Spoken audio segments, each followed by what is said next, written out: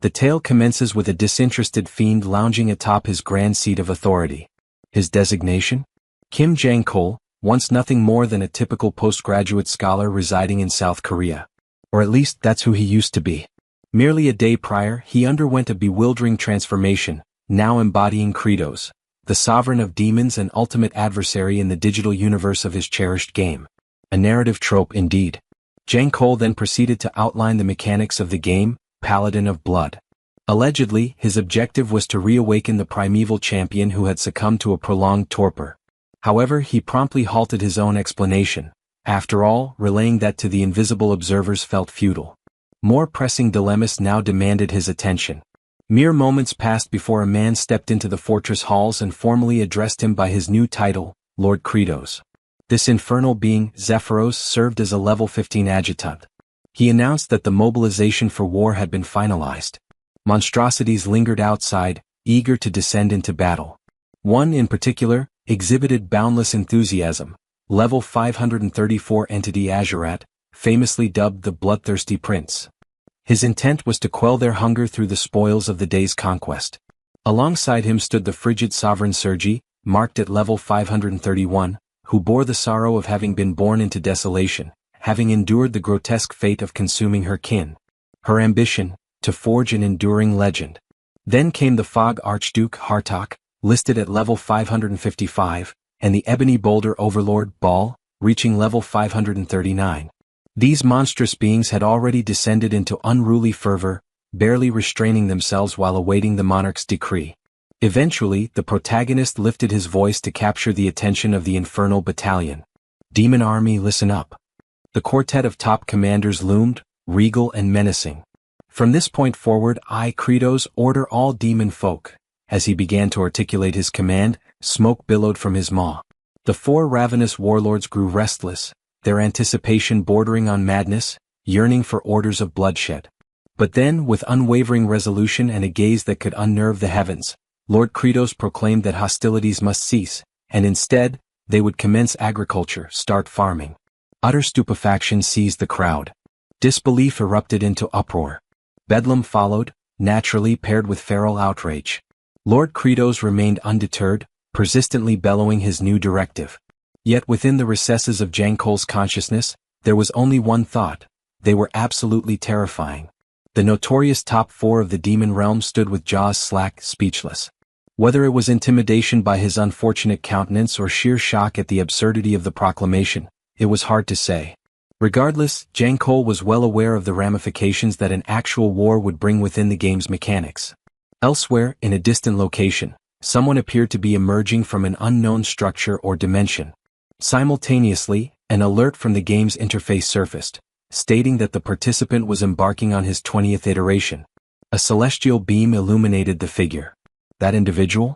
A player with a staggering level of 9,990, identified as Aged Kim Chi, a name that haunted Kratos as he was convinced this would be the one to end him. Strangely, there also seemed to be the odd implication that this formidable player might be clad in a gown. But before plunging into the imminent chaos, the narrative takes a step back, to the existence of our protagonist prior to being ensnared in the game's reality. During his mundane existence, Kim Jang-kol had been an agronomy postgraduate, his greatest aspiration being to ascend as a fabulously affluent agriculturist. By his own account, he considered himself a prodigy, having effortlessly sailed through his curriculum with top marks. So distinguished was his academic performance that even his instructor lauded him, going so far as to commission him to draft a thesis on his behalf. Of course, under the polite guise that it would greatly benefit Jang-kol's own scholarly advancement. Someone else requested his assistance on a separate endeavor, while another individual commanded him to till the soil. In the end, Yang Chul had essentially become the top-tier laborer. When fatigue finally overwhelmed him, he began to question the path his existence had taken. All the burden had fallen on his shoulders, while the professors reaped all the accolades.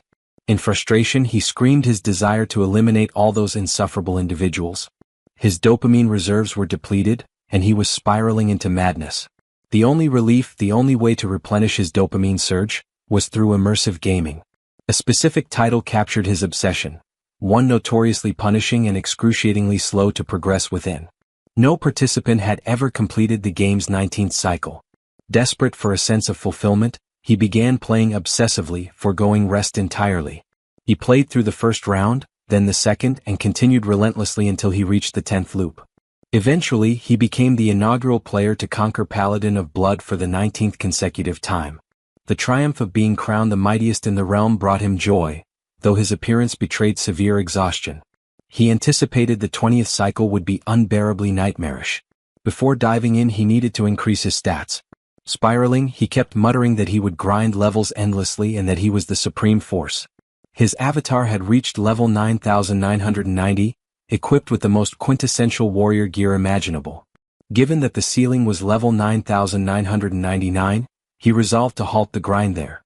It had taken him countless years to reach this pinnacle, and now the 20th campaign was about to commence. As he clicked the confirmation button, the screen burst into radiant brilliance. Puzzled, he questioned the phenomenon. His essence was being drawn into the display, it was pulled directly into the television. A flash lit the heavens. His soul accelerated at incomprehensible velocity. Although his physical form remained motionless, internally he was seized by panic. He urged himself to stay composed and apply his intellect.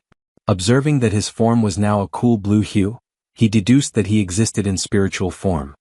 He reasoned that upon descent he would not perish.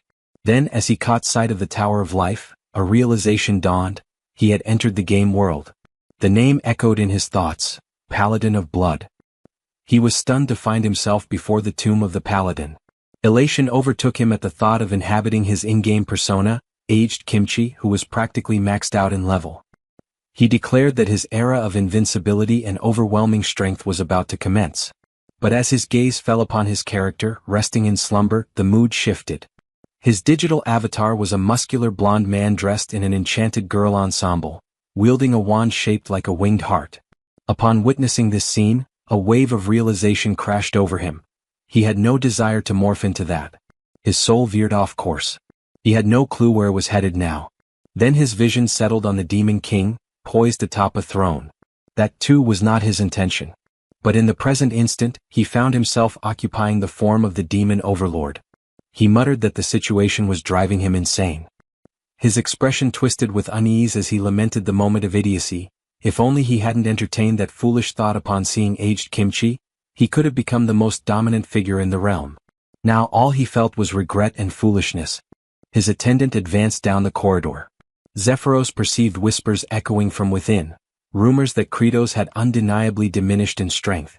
His gaze turned toward the entrance, trying to pinpoint the origin of the murmurs. The voices grew clearer, it was the general speaking. Azurat proposed an alliance to sever Kratos' head and subsequently divide the dominion of the throne among themselves. He justified this mutiny by recalling how Kratos had seized the crown by decapitating the prior demon sovereign.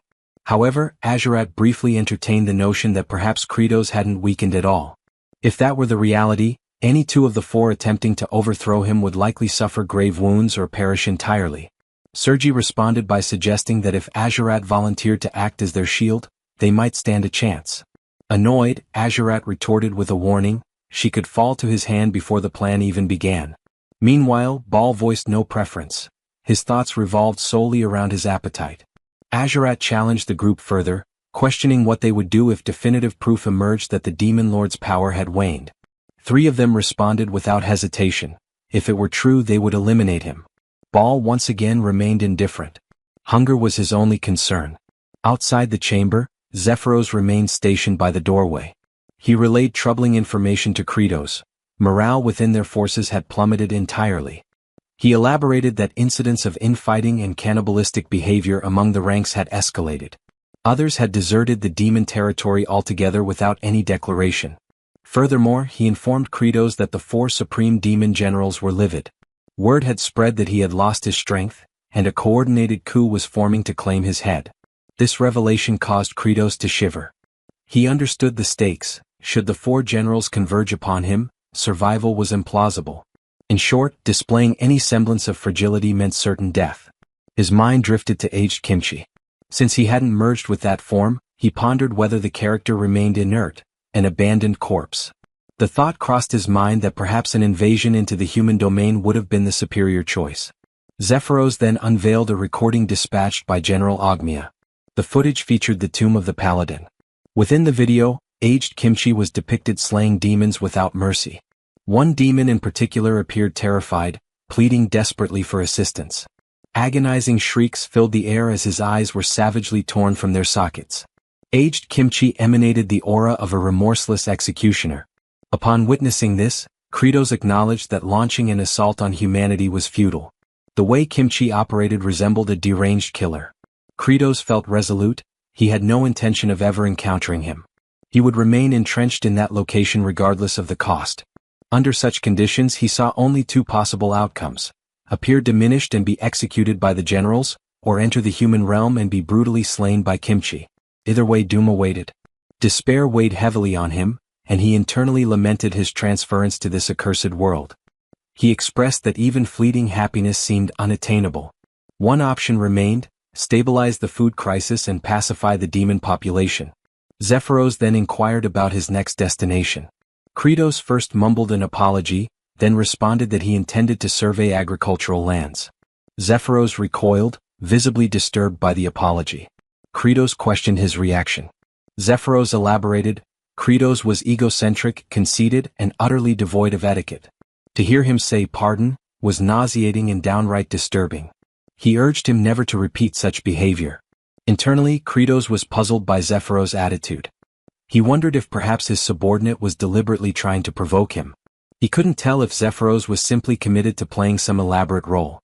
Zephyros had made only a single appearance, just before the confrontation with the demon sovereign, without any context or background, and that brief emergence ironically contributed to his popularity. At the time, his words were a plea to the revered paladin, informing him that the monarch of darkness no longer wished to engage in combat. Aged Kimchi attacked him anyway. Following that, Zephyros expressed regret for his inability to safeguard his liege, which led players to perceive him as either deeply devoted to the Demon King or someone who held immense admiration for him. Now, Zephyros informed Kratos that his latest failure was unlike any previously seen. Never before had he encountered a Dark Lord who had forfeited so much faith among their own kind. To Kratos, Zephyros was insufferably irritating. The attendant then pulled out a journal and remarked on his intent to cultivate in demonic territory, likening his memory to that of pigeons, fleeting and poor.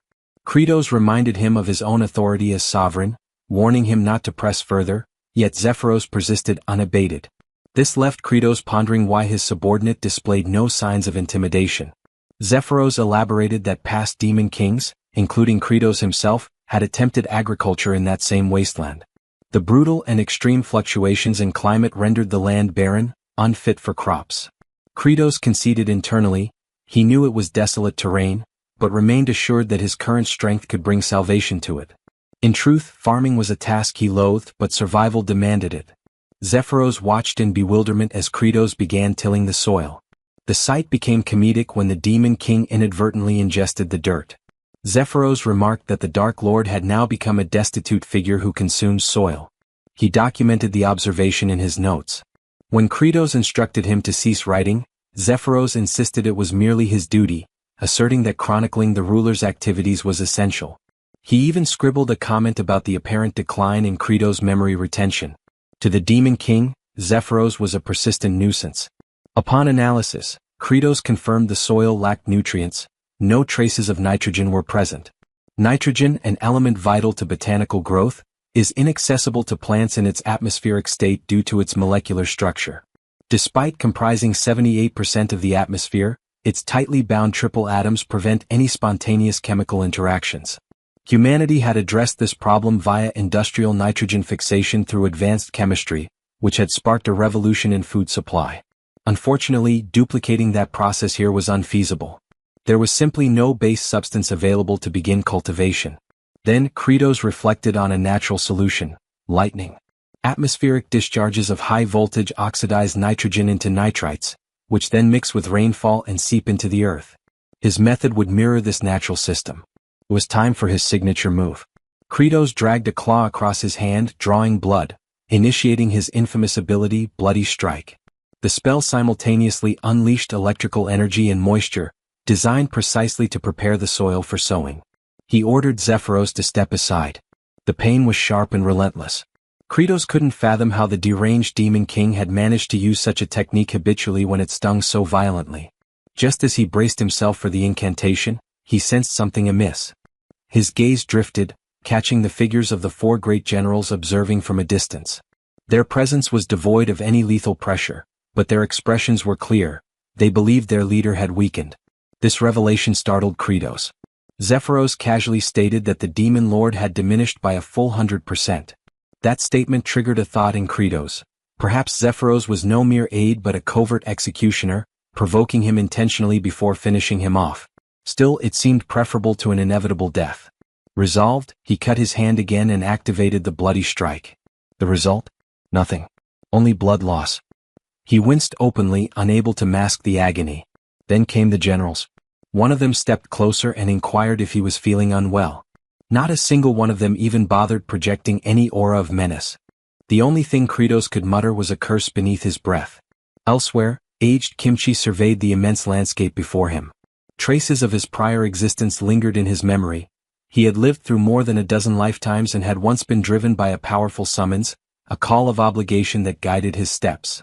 But now that directive had vanished, and the once commanding voice had fallen silent. He found himself questioning the very purpose of his continued existence. A somber mood fell over him, his face cast in shadows of doubt. Back with the protagonist, hostile gazes bore down on him like those of predators sizing up prey. Azurat reiterated the fundamental principle among demons. Supremacy defined rulership. The most powerful one reigned as Demon King.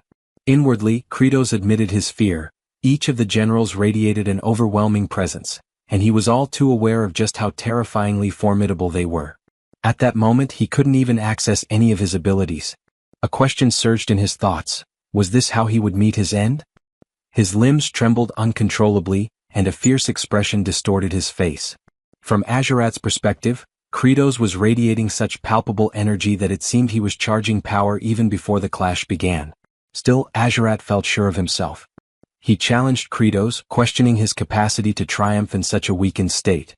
But upon glancing backward, Azurat was stunned to discover the other high-ranking demons had already taken cover behind nearby trees. His confidence wavered. The betrayal was instant. Less than a minute had passed before those traitors abandoned him.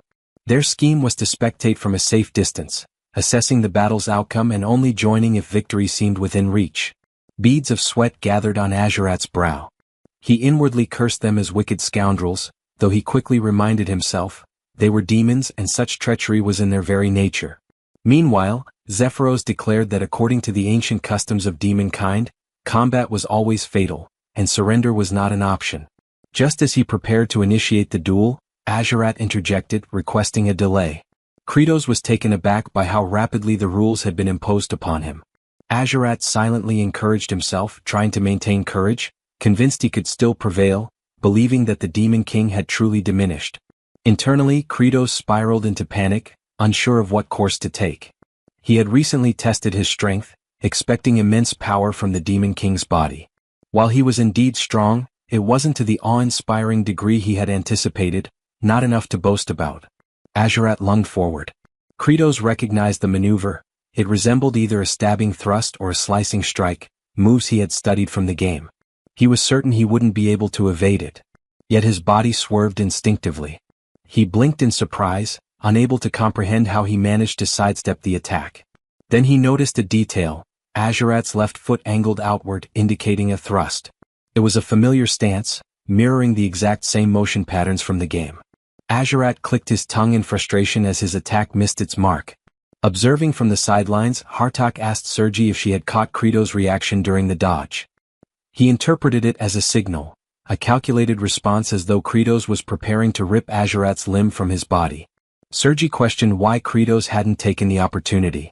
She advised continuing to watch and assess further. Azurat pressed the offensive once more and again Kratos avoided him. Confusion settled deeper within him.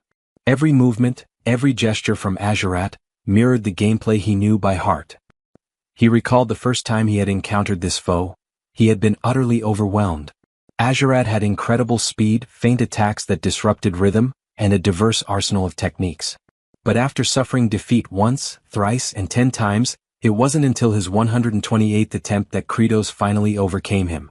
In the subsequent 19 playthroughs, he had mastered every trick, even achieving flawless victories where he was never touched. Now Azurat lashed out again, but it made no difference. Kratos felt secure. There was no way any of Azurat's strikes could land now. The other generals watched in silence. They took note of his confident expression, and it sent a chill down their spines. Azurat continued to barrage him, but Kratos evaded each attack with fluid precision. They noticed the shift.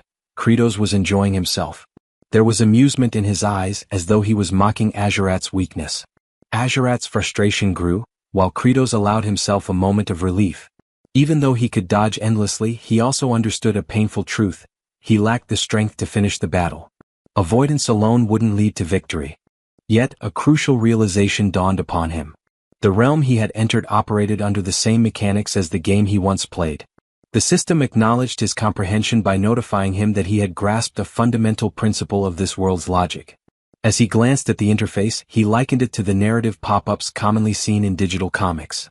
The display indicated that his recent evasive maneuvers, executed with intense focus, had granted him a reward. A portion of the interface typically reserved for user-controlled avatars had now become accessible. A targeting module had been enabled. Kratos stared as a reticle appeared, precisely aligned with Azurat's forehead. He instantly recognized the feature. It was the same mechanic employed when unleashing advanced techniques. Understanding its implication, he scratched his palm once again and activated Bloody Strike. The technique generated an orb that discharged lightning, directly striking Azurat. The remaining generals were taken aback. The watching demons who were observing the duel remotely erupted into celebratory cheers for Kratos. Azurat's attire had been reduced to scorched remnants, and now he was down on his knees, coughing amidst the settling debris. Kratos was astonished that Azurat had survived the Bloody Strike, an ability that, within the game, resulted in immediate death. Concern surged through him. He realized Azurat was already beginning to regenerate, and it would be only a short time before he was fully revitalized. He launched another bolt of lightning at him. He repeated the action relentlessly, delivering wave after wave of electric strikes. The other high-ranking demons began to tremble, disturbed by the sight. Their fear stemmed from Kratos' ruthless onslaught, an assault engineered not to end Azurat's life, but to torment him, ensuring he remained alive through the pain. In truth, Kratos was panicking internally. He had no clear idea how to finish Azurat, whose endurance seemed limitless. The system alerted Kratos with an unexpected message. All of Azurat's clothing had been completely obliterated, and he now stood exposed. The message confused him. It felt absurdly inappropriate, as if the interface had mischaracterized him as some deviant. Another prompt followed. A new functionality had been activated. Equipment removal from the inventory had been enabled. This piqued his interest. He speculated there might be valuable gear available.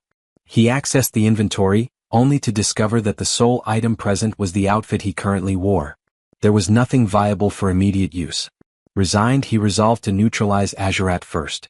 Despite the demon's regenerative capability, which ensured his return to fighting condition, Kratos knew he needed to act quickly. An idea surfaced. Since Azurat hadn't perished, he remained a valid target. By continuously deploying Bloody Strike, he could saturate the terrain with immense quantities of nitrogen, a strategy that would serve a dual purpose. He privately praised his own ingenuity.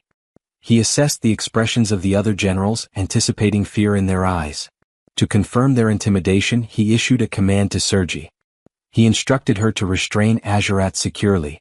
Sergi interpreted the directive differently, believing it to be a calculated act to disgrace both herself and Azurat by binding a naked figure in such a degrading fashion. Nonetheless, Azurat was affixed to a cross. That was the initial step, constructing a conduit for the upcoming lightning barrage. Azurat remained unconscious while being positioned. Minutes passed before he stirred and declared his full recovery. He mocked Kratos, stating that his inability to kill with Bloody Strike proved his decline in strength. He vowed to decapitate him.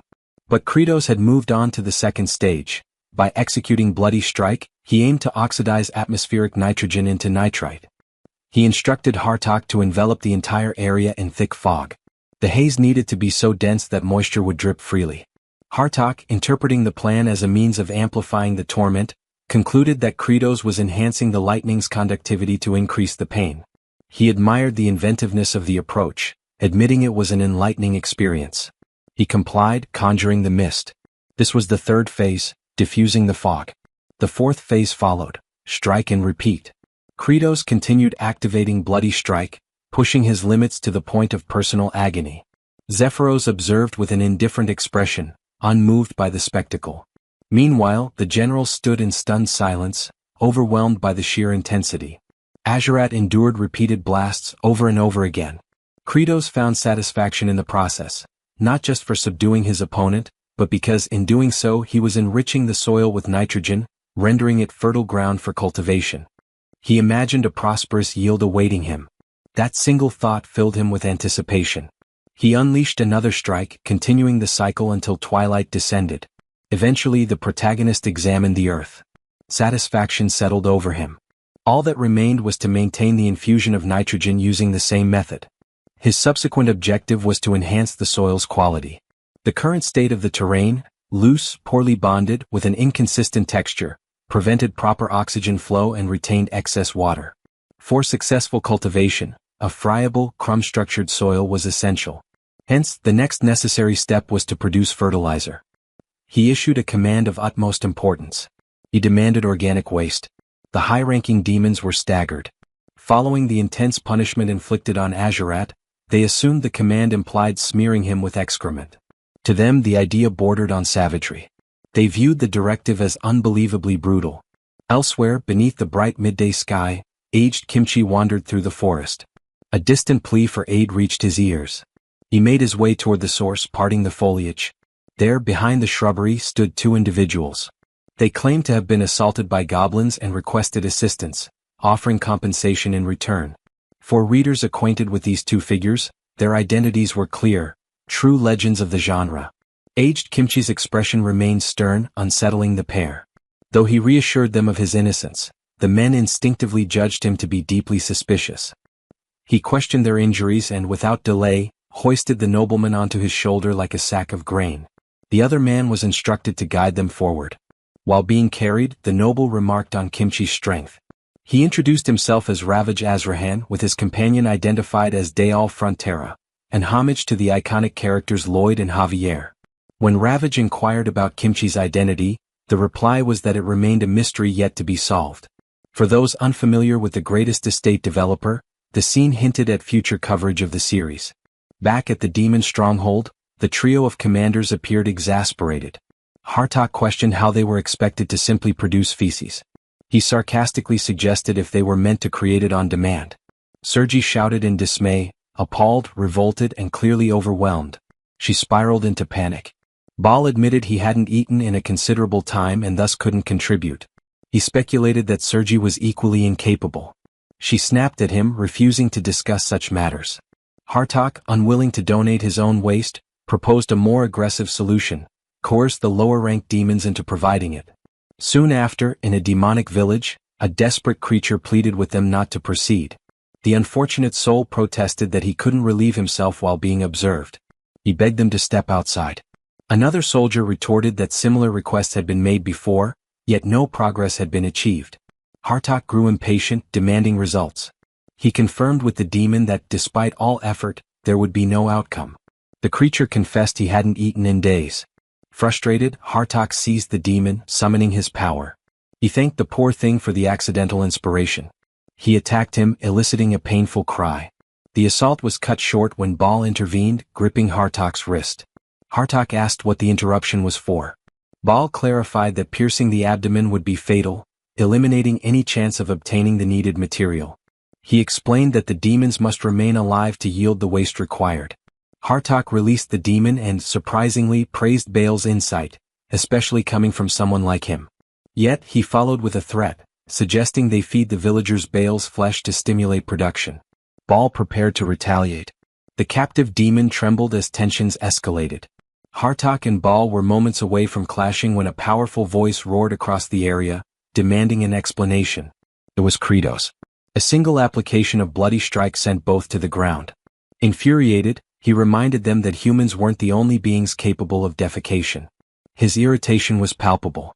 He proceeded to inform them that excrement lacking nutritional substance held no utility. What they required was waste matter rich enough to serve as effective compost. Zephyros, perplexed, inquired about the meaning of compost. Kratos clarified that it referred to a component that delivers nourishment to the soil. Typically, such compost is formulated using wood ashes, unwanted vegetation, dirt, broken eggshells, and poultry droppings. For the ashes and weeds, they could repurpose the abandoned homes they had encountered earlier. The complication arose with sourcing eggshells and bird waste. Suddenly, a memory surfaced. He instructed Zephyros to fetch the territorial map. Once unrolled upon the surface of a table, it confirmed his suspicions. It was the identical layout he had encountered within the confines of the game. This meant that if he reached a specific location, he should be able to locate what he sought. He was referring to the nesting grounds of the infernal seabirds. In the game environment, flocks of them populated the area extensively. It implied that these creatures absorbed abundant nutrients from the lands of humans, and subsequently deposited both their excrement and eggs in that territory. Kratos considered it an ideal collection point. Zephyros hesitantly asked if the demon sovereign truly intended to gather waste from the seagulls. Kratos acknowledged the accuracy of the observation. Zephyros then disclosed the name of the area, the Cliff of No Return. There were no platforms or resting points, and anyone unfortunate enough to fall would be consumed by violent tides. Kratos confirmed that he was already aware of those hazards. The reason such a place was beyond player reach in the game was because it lacked systematic access. But in this reality he was confident in his ability to scale it. Upon arrival, the scene was unforgiving. Surging waves and towering stone columns dominated the surroundings. The commanders were bewildered by their liege's intentions. Many had attempted to hunt those seabirds in the past. Each endeavor had ended with the hunters succumbing to the sea's wrath. Kratos explained his strategy. He would ascend the cliff and hurl down a sack filled with excrement and eggshells. He commanded the generals to ensure it would be caught. If successful, everyone would have sustenance. Baal stood in silence. In his mind, he recalled the gaunt demon Hartok had strangled earlier, along with the emaciated figures lining the streets. The ocean's surges remained relentless. As Kratos prepared to leap, memories of his 13th playthrough surfaced. He had tried countless methods to reach the peak. Hundreds of failed attempts, dying repeatedly, had defined that journey. But now he leapt, watched intently by the generals and Zephyros. His self-assurance was unwavering, because he had conquered this obstacle before by exploiting a game-breaking flaw. Gripping a protruding rock, he held so tightly that an indentation formed in the cliff's surface. The commanders and Zephyros stared, astounded. Without delay, Kratos summoned his inventory and unequipped every article of clothing. The sight left them stunned. Only portions of his form, his hair, his flexed arm muscles, and his rear, were visible. The group struggled to contain their amusement at the absurd image. Kratos pushed his weight off the ledge, needing to rotate his torso. Sergi flushed and averted her face. Yet even as she turned, her eyes flicked back with thinly veiled curiosity. It became apparent, she harbored intrigue regarding the demon lord's anatomy. Kratos proceeded to rotate his form, once again removing all garments. His bare backside appeared again. Then he twisted and re-equipped his outfit. Once more he spun and disrobed, exposing himself. He repeated this cycle of rolling and equipping. With each motion upward, he advanced closer to the summit. The repeated appearance of his rear became almost comedic in nature. And at last he reached the top. He stood firmly atop the precipice, clothed and composed. Within a realm governed by a game-like structure, where equipment management and inventories operated like coded functions, and where boundaries marked unreachable zones on a virtual map, Kratos had pieced together all these elements. Through observation and trial, he became certain that reaching this forbidden edge was indeed within the realm of possibility. Baal, driven by the demon sovereign's promise of nourishment, resolved to lend his assistance. Zephyros grew alarmed by Baal's sudden initiative and attempted to halt him, but Baal had already launched himself forward, intent on following the monarch. Zephyros's cries drew Kratos' gaze.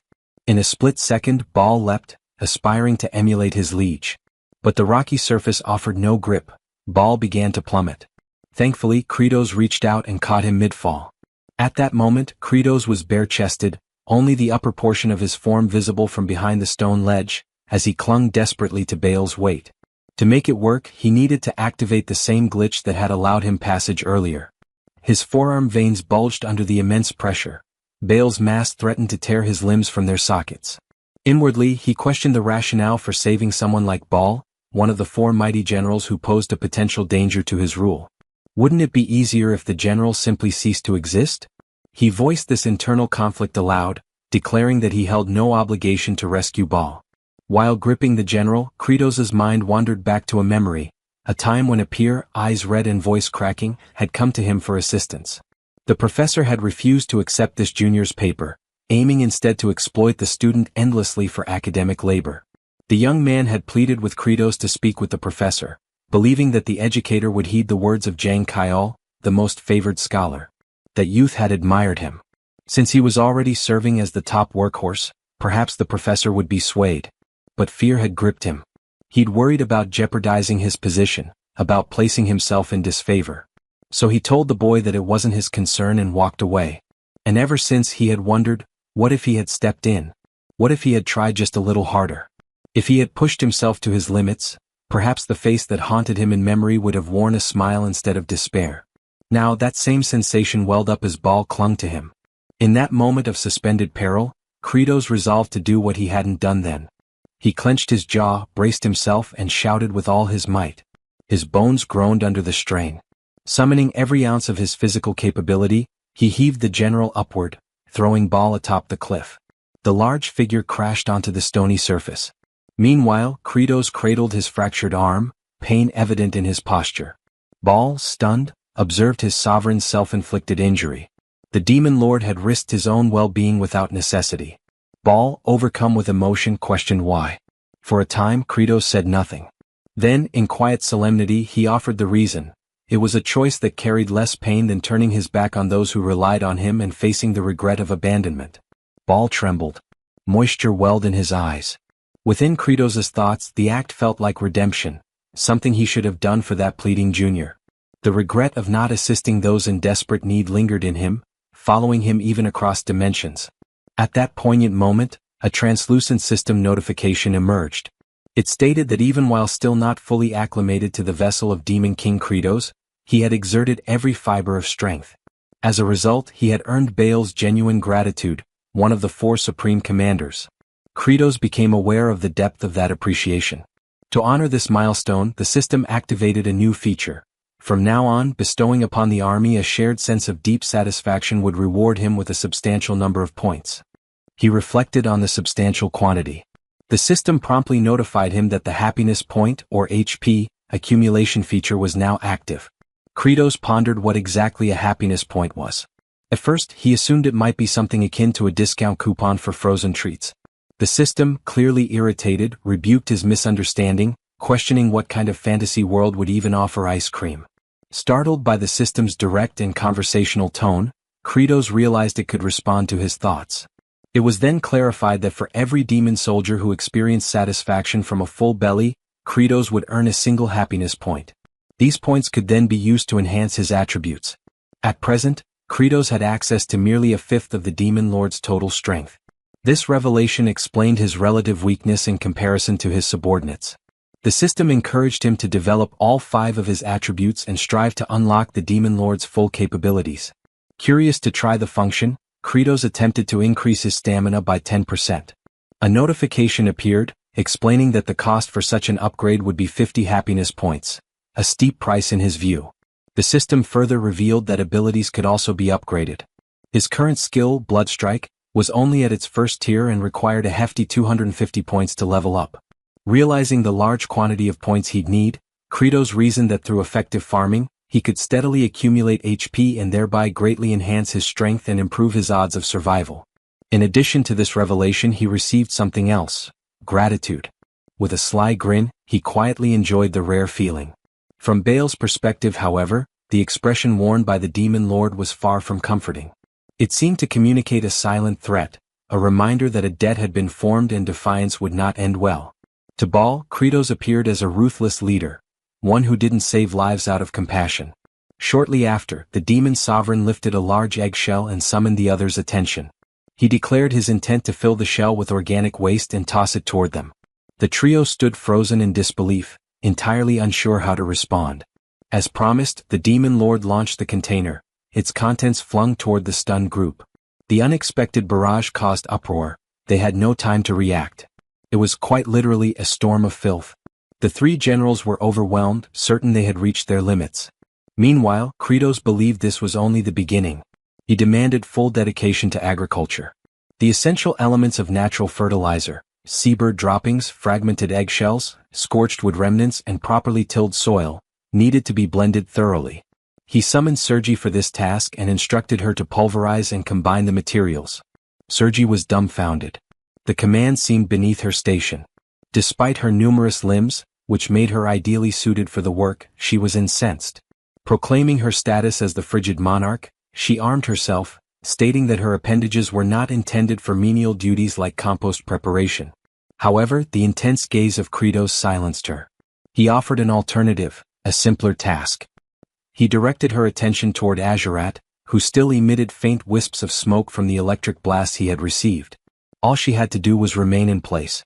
A straightforward job, no? Thus, the regal monarch of ice became an unwilling mixer of compost. Rumor suggested she remained in that role to this day. Internally, Kratos was close to losing composure. He reminded himself that these generals were all volatile, and one misstep could easily end in disaster. But then he reminded himself of his position. He was the demon sovereign. With nothing but determination and brute resolve, he would press forward. The next phase in producing the fertilizer had arrived, the application of moisture. He summoned Hartok and instructed him to saturate the air with mist. However, Hartok raised objections to this directive, arguing that the resulting humidity would intensify the already unbearable stench. He had no desire to carry out such a revolting command. Then Kratos revealed his trump card once more. His eyes landed squarely on Azurat. No one was eager to serve as a living conduit for electricity, so Azurat swiftly soared through the surroundings, dispersing dampness across the atmosphere. Kratos then consulted Baal to confirm whether the level of moisture sufficed. Baal acknowledged that the consistency had softened with the addition of water, just as their ruler had anticipated.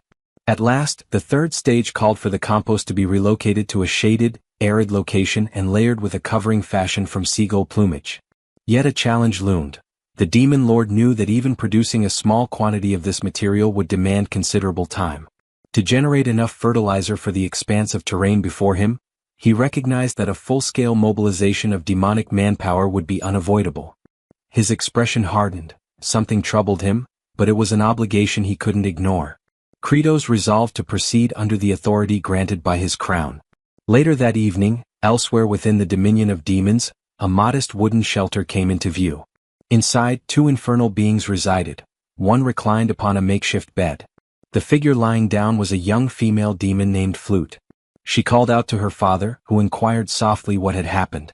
Tears welled in her eyes as she offered a heart-wrenching suggestion, that her father should simply consume her. Outraged, the father rebuked the idea vehemently. He reminded her never to utter such despair again. But the girl, still mourning the absence of her mother, insisted, and her words struck deeper than any wound. Then a flashback unfolded. A monstrous demonic beast had once attempted to devour the child. She had cried out for aid, and just before the gaping maw reached her, a figure emerged, shielding her fragile body. It had been her mother. Without time to react, the maternal figure was swallowed whole, sacrificing herself to spare her daughter. In the present, her father spoke gently, explaining that without her, he would have no reason to keep living. Their somber exchange was disrupted by noises outside. The presence of Kratos and his subordinates had arrived. Flute's father froze, overwhelmed at the sight of the demon lord himself, his voice trembling uncontrollably. Hearing his reaction, Kratos concluded the demon still had vitality and thus issued the order for his capture. The father pleaded, explaining that there was no one else to care for his child, and if left alone she might fall prey to more powerful demons. Flute sobbed, begging them to release her father, but the demon lord remained unmoved. He then turned to Zephyros inquiring about the current count. Zephyros confirmed they had secured 20 demons and required 30 more to meet their goal. As Kratos turned to leave the residence, his eyes once again rested on the girl. She continued to cry, believing she was about to lose another parent. Inside the game she had been featured as a berserk adversary, a demon child driven mad. He had frantically tapped his controller, initiating a rapid slash to eliminate her. The look in her eyes now was identical to the one from that moment, and it momentarily stirred something inside him. But he was the demon king and emotion had no place in policy. Maintaining his stoic demeanor, he issued one final decree before departing. He commanded the cessation of all cannibalistic behavior among the demon kin. He also directed Zephyros to assemble the remaining infernal beings and order every one of them to begin working on fertilizer production immediately. At last, the protagonist fully accepted the mantle of leadership, and with it the accompanying burdens and trade-offs. Several days later, the demon inhabitants who had been conscripted had already begun to labor diligently across the fields. Wielding their weapons as crude tools, they turned over the composted earth. Among them, Flute's father, now known as Dyrok, voiced his skepticism. He questioned the value of this toil, convinced that their exertions over the past few days were fruitless. The notion of agriculture to him seemed utterly absurd. A companion cautioned him to be careful with such statements, warning that they could cost him his head. But Dyrok stood resolute, maintaining that regardless of what happened, their fate was already sealed. Even if the terrain became arable, they still lacked any viable crops to sow. As if summoned by the critique, Kratos materialized and addressed the doubt directly, posing a rhetorical question about the future of their planting efforts. Dyrok immediately recognized that he had spoken out of turn and was now in jeopardy. The Demon King instructed him to come along. What Dyrok was unaware of was that Kratos had already identified a potential answer days prior. On the very occasion he had faced opposition from his high-ranking officers, a particular violet blossom had caught his eye. He had instantly recognized it as a candidate for cultivation. And so, he guided Dyrok to stand before this same flower. Kratos informed him that they would be planting the roots of this plant. Baal and a segment of the agricultural unit had already retrieved samples from different areas.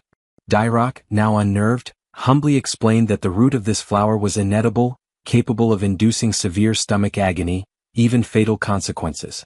The demon sovereign then tugged the flower from the ground, stating plainly that this was the only resource at their disposal. The trial to determine its edibility should have concluded by now, he added. Dyrok was stunned by the revelation. His composure nearly shattered. In a state of panic, Dyrok raced to his daughter's side, crying out in desperation.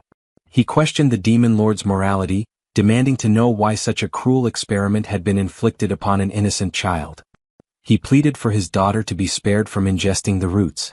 Barging into their home, Dyrok halted abruptly at what he witnessed. Flute, appearing far healthier than before, was cheerfully consuming the roots without discomfort. Dyrok, trembling, asked in disbelief if she truly felt fine. Flute affirmed that she did. She also mentioned that both Zephyros and Baal had fed her the same food the previous day, and she hadn't experienced any ill effects. At that moment, Kratos re-entered the scene and inquired whether Dyrok had now come to trust him. In the past, Kratos explained, there had been humans from a distant region who had also managed to transform this very toxic vegetation into a safe food source. They succeeded in growing it and overcame their hunger crises. With a wicked grin stretching across his face, the Demon King unveiled the truth, that this very plant was now recognized in the human realm as the potato. Flute looked up and sincerely expressed her gratitude, thanking Kratos for his compassion toward someone as insignificant as her. At that instant, a translucent prompt manifested before the Demon King. The system had taken note. A portion of the demon population was now content from being well-fed, and Kratos had earned his first happy point. The counter increment, 1 point added. A display showed the current tally of HP. Kratos was genuinely taken aback by the notification. He looked once more at Flute, who beamed with genuine warmth. Then a memory surfaced, a recollection from when he had been merely a player. It was that same Flute, rendered within the game, a naive demon child who had been coerced into doing terrible things just to survive. The image back then starkly contrasted with what stood before him now. A faint smile crept across Kratos' face. He acknowledged to himself that, as a demon lord, perhaps he didn't always need to wear a stern mask. He smiled, awkwardly, perhaps grotesquely. But it was a real smile. Internally, he mused that a little demon like her just needed to eat well and grow up strong. Unfortunately, this sentiment was wholly misunderstood. His attendants misread his intentions, interpreting the look on his face as sinister. Baal, in particular, assumed the Demon King had ulterior motives, that he was merely fattening the girl up to devour her later. To him, Kratos was the embodiment of a truly malevolent monarch. Yet, unbeknownst to them, the expression Kratos had revealed was the one he had always hoped others would see, though it could not have been further from the truth. Following those events, it was revealed that the most remote location within the expansive dominion governed by the demon lord bore the name Chavain de Antier. The entire region was segmented into 5 distinct sectors, and this frigid expanse lay within the most secluded one. Temperatures plunged to icy extremes by nightfall, only to surge into sweltering heat during daylight, a climatic pattern reminiscent of the high-altitude terrain of the Andean Plateau. In historical accounts, inhabitants of the Andes often faced food shortages, leading them to consume wild tubers laced with toxins. But did such desperation lead to extinction? On the contrary, humankind exhibited a remarkable talent, the ability to transform harmful provisions into digestible sustenance. That very human ingenuity was now being emulated by Geshiel, now recognized as Kratos, the reigning demon sovereign. Soon after, Dirac appeared and informed the demon king that the tuberous roots had already been positioned across the cultivated terrain. In response, Kratos instructed Baal to pulverize them. Without hesitation, Baal launched himself high into the air, landing with tremendous force to smash the roots beneath his immense weight. Under such crushing pressure, those potatoes stood no chance of remaining whole. Baal's task was far from over, as he would be repeating this action throughout the entire day. Kratos had devised a meticulous process. The roots were to be frozen under the cold night sky for 5 consecutive evenings. Then, under the scorching heat of the day, they would be softened and subjected to Baal's powerful impact. This repetition, freezing, thawing, pounding, would extract the poisonous content and allow it to dissipate. Once this cycle had been executed enough times, the remnants would be dried, preserved, and lightly heated for consumption. Thus was created the demon realm's version of chunyo, wild potatoes rendered edible through careful preparation. The narrative returned to Kratos, who summoned Zephyros and instructed him to assemble the group of demons assigned to fertilizer production. Wearing a wicked grin, the demon lord declared that it was time for a break, snack time to be precise. He anticipated that his underlings would savor the food. As distribution commenced, the demons formed a queue, awaiting their share. Kratos announced that only 2 pieces would be allotted per individual due to limited supply. Zephyros, noting the sizable reserve of processed potatoes, inquired whether additional portions could be produced. Kratos expressed skepticism, stating that the remaining quantity wasn't sufficient to nourish the entire legion. Instead of consuming all of them, he planned to replant the tubers, allowing them to multiply exponentially. Moments later, as the wild potato portions were distributed, hesitation filled the air. The farming squad looked uneasily at the unfamiliar food, memories of lost kin weighing heavily. Dirac stepped in, reassuring them that the demon king had neutralized the toxic effects and that the roots were now safe for consumption. However, a particularly eccentric demon with a bizarre haircut mocked Dirac, calling him naive. He gestured toward Kratos, describing him as a sinister figure who wouldn't distribute food without an ulterior motive, likely intending to poison them. Yet Dirac remained undeterred. He boldly took a bite of the food. All eyes followed his chewing, their tension growing until he casually swallowed it. With tears brimming in his eyes, he shouted praise for the demon king. The rest of the laborers, observing Dirac's survival, promptly devoured their portions as well. And soon a second line formed, they eagerly sought more. Dirac, basking in his moment of vindication, was filled with pride. It was true, the demon lord had genuinely provided them with edible nourishment. The odd-haired demon, now swayed, began to lead a chant. Raising his left arm, he bellowed with enthusiasm, "Yes, Kratos." The demon king, however, was unimpressed by the awkward slogan and silently resolved to replace that ridiculous cheer at a later date. Off to the side, Zephyros studied Kratos' expression. He noted that the demon lord's countenance reflected unwavering belief that even in this barren wasteland, he would produce viable food. In that gaze, Zephyros sensed the possibility that Kratos might indeed be the one to finally end the cycle of starvation and despair that plagued their kind. At that very moment, the interface reappeared. A system notification declared that a segment of Kratos' forces was content due to having eaten. This time, the tally rose by 50 happy points, a reward for successfully feeding 50 members of the agricultural squad. The new cumulative total displayed boldly, HP equals 51. The protagonist observed the unfolding scene with visible amusement. A subtle grin crept across his face as he internally acknowledged that the total number of points accrued so far was quite respectable. With this accumulation, he could now afford to bolster his strength a bit. However, a decision had yet to be made on which attribute would be prioritized. At the moment, he remained uncertain. Perhaps it would be more prudent to continue stockpiling points for the time being. While he contemplated dividing labor between the fertilizer production group and the wild potato extraction team, Zephyros began to rally the attention of the field workers. The astute assistant had devised a plan to spread word throughout the village that a consumable crop could now be cultivated even in this desolate terrain. An incentive was offered. Any demon who unearthed wild potatoes would receive food coupons redeemable for chunyo. The announcement stirred celebration among the farming squad, while Kratos quietly evaluated Zephyros. He mused that the subordinate was every bit as clever as he appeared. Despite his irritating personality, he was undeniably one of the most resourceful allies in the group. Thanks to this campaign, the village demons diligently scoured the earth, unearthing every last wild potato. Meanwhile, fertilizer grinder Sergi and artificial precipitation specialist Hartok remained hard at work, each fulfilling their respective assignments. Lastly, Aserat, still securely restrained, awaited his next relocation. Kratos had merely been shifting the location where his living lightning conductor would be positioned. Upon determining the most suitable area, preparations were finalized. The demon lord then proceeded to discharge a series of electric bolts upon the familiar target, harnessing Aserat's endurance for the benefit of nitrogen enrichment. He truly toiled to ensure proper soil infusion. With fertilizer production reaching adequate levels, it was time to commence the subsequent phase, distributing the compost uniformly across the terrain. However, the sheer size of the land posed a significant challenge.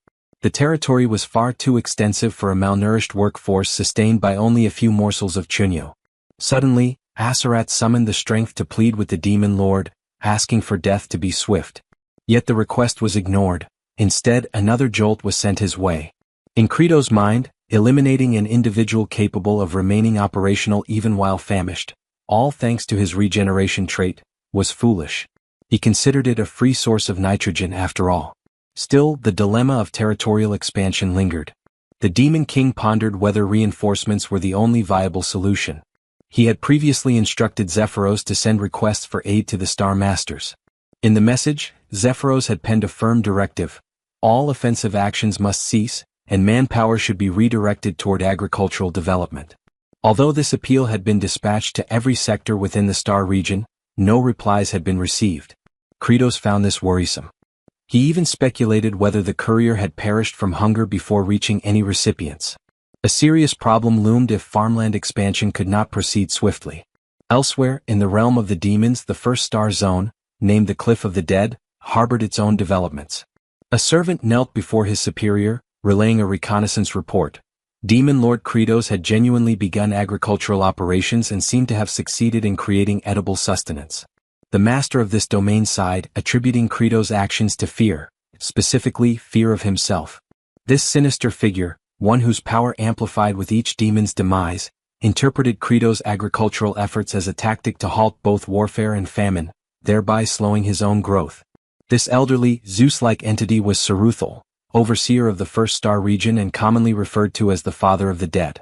It was disclosed that his subordinate had already intercepted and eliminated the messengers dispatched to the other star sectors. In essence, the appeals for aid had been silenced, reaching no one beyond Saruthal's domain. The ruthless overlord was resolute: demons must perish from starvation. Only then would their corpses serve as nourishment for him and his forces. Saruthal declared his intent to exterminate Kratos and claim the demon throne for himself. He issued a critical mission to his adjutant, Ficamir. The order was simple yet grave: annihilate every vestige of Kratos' agricultural progress. With an ominous tone, Saruthal formally proclaimed war. Ficamir, ignited by the opportunity for conflict, bristled with excitement. Back at the location of the designated living lightning conductor, Aserat shuddered as a biting gust swept through the area. Ficamir eventually disclosed his presence. He remarked that Kratos was exceptionally cruel for reducing Aserat to a breathing husk, merely to serve as a deterrent to others. He then reassured Aserat not to fret, explaining that his superior, Saruthal, appreciated his fierceness and would gladly welcome him once Kratos was eliminated. Ficamir summoned his elite unit, phantasmal entities known as wraiths. With manic enthusiasm, he bellowed a command to obliterate the barren land beyond repair. The spectral soldiers lost no time and gleefully embarked on their destructive rampage. One of them stumbled upon the compost scattered across the ground, and in his typical cluelessness, Ficamir instructed them to fling the waste across the terrain, cackling in delight. He reasoned that the enemy might attempt to reclaim and reuse the manure, so it should be evenly distributed to prevent retrieval. With blind zeal, the wraiths dutifully worked the material into the earth, dispersing it so thoroughly that no visible traces remained. Ficamir's unhinged laughter echoed, while Asarat watched the ridiculous display with an expression of disbelief and silence. He could only exhale in resignation. He recalled Crito's exact instructions about finely grinding the manure and mixing it deep into the land. Ironically, this very task was now being accomplished by Ficamir, who remained blissfully unaware of his contribution. In Asarat's mind, a lingering question arose: what exactly are these fools trying to accomplish? The following morning, just before sunrise, one wraith commented on the endless nature of their assignment. Nevertheless, his peers remained tirelessly committed to their labor. When he voiced his complaint, he was promptly scolded for slacking.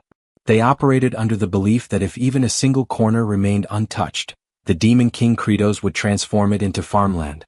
The indolent wraith then questioned why wraith number 2718, notorious for his laziness, was especially diligent on that day. The numbered wraith confessed to his typical slothful tendencies but noted that something felt different this time. Observing the meticulously worked earth, he admitted feeling pride, as though he had contributed to something meaningful. The lazy wraith was left dumbfounded. After clicking his tongue in annoyance, he declared that he too would be a fool for the day. He resumed tilling beside the others. Unexpectedly, the scene took a turn. So focused were the wraiths on their exertions that they lost track of time. When dawn broke, they had failed to retreat, and all perished beneath the morning sun. Yet they passed with contentment, gratified by their efforts. The once empty fields were now cultivated with purpose. All phantoms in the expanse had faded, except for Ficamir. With tears welling in his eyes, he mourned his comrades, proud of their dedication. He silently wished their souls would find repose and wondered with solemn anticipation how Kratos would respond to their unintended accomplishment. Elsewhere, within the barn where the harvested potatoes were stored, Kratos could be heard murmuring about how tilling had taken more time than anticipated. Gazing at the dormant vegetables, he explained to Zephyros that potatoes in such a state wouldn't sprout, rendering immediate planting ineffective. He likened the condition to a tuber peacefully resting underground, abruptly yanked out by its stem, thrown into shock and left biologically frozen.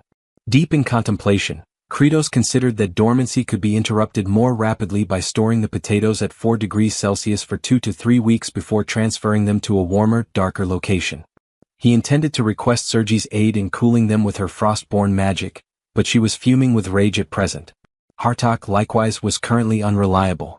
Kratos knew that provoking both simultaneously could be perilous, so an alternative solution was necessary. As a last resort, the Demon King had even instructed the farming squad to perform physical drills near the potato cache, in the hopes that their body heat might hasten the warming process. They all ended up exhausted rather quickly, rendering that strategy a failure as well. Thus, the issue remained unresolved. Left with few alternatives, Kratos resolved to head over to the farmland and attempt whatever measures he still could. His focus narrowed to at least enriching the earth with nitrogen. A short while later, Kratos stood silently before the completely turned and fertilized soil. The ground had been thoroughly tilled and integrated. The pungent odor hung thick in the air, so intense that Asarat lost consciousness from the fumes. The demon lord stood stunned, speechless at the sight of the now prepared fields. He questioned internally how such a feat had come to pass, suspecting a miracle. Suddenly, an oblivious figure burst into laughter, the same fool who had unknowingly contributed to the miracle.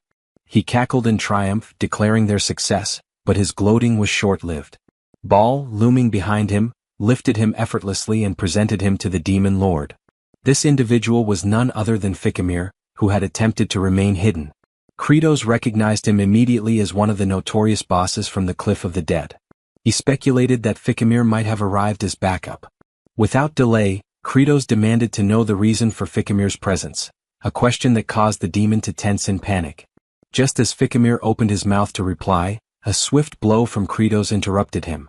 Zephyros, bewildered, questioned why the demon lord would strike before hearing a response. Kratos clarified that the act of withholding information was already suspicious enough, and sometimes brute force was the most effective interrogation tool. Ficamir, though pained, conceded that this approach was to be expected from the Demon King. Still, the demon remained tight-lipped, until he was subjected to a relentless barrage of punches. Blow after blow rained down. Eventually, Kratos himself grew winded. Ficamir lay motionless, barely conscious. Then, a prompt from the system materialized, reminding Kratos of his ability to enhance attributes using accumulated HP. With 51 points available, he invested in boosting his stamina. Refreshed, He resumed pummeling the unfortunate demon with renewed vigor. Thousands more strikes followed. In this act of merciless interrogation, Kratos demonstrated his fitness for the role of Demon King. Ultimately, Ficamir broke. He confessed not only his actions but the plot to eliminate Kratos altogether. The scheme traced back to Saruthal, who had deliberately severed the flow of reinforcements. The goal was to grow stronger as more demons starved. Zephyros remarked that such sabotage amounted to insurrection. He advised Kratos that eliminating Saruthal would send a clear message to those protesting the halted expeditions. However, Kratos recognized that even if he succeeded in taking Saruthal down, other adversaries would persist. What he truly required was a definitive method to overcome them. Zephyros warned that Saruthal was no ordinary enemy. Kratos was already aware. Saruthal possessed a spectral ability, allowing his body to shift into an incorporeal form. Even within the game, Saruthal had been a constant menace on the intricate terrain of the Cliff of the Dead, transforming the entire encounter into an elaborate pursuit. Still, Kratos had already begun formulating a plan. As in the game, if exterminating pests was impossible due to their concealment, the answer was simple: extract them from their den. Elsewhere, Flute found herself standing before Aserat.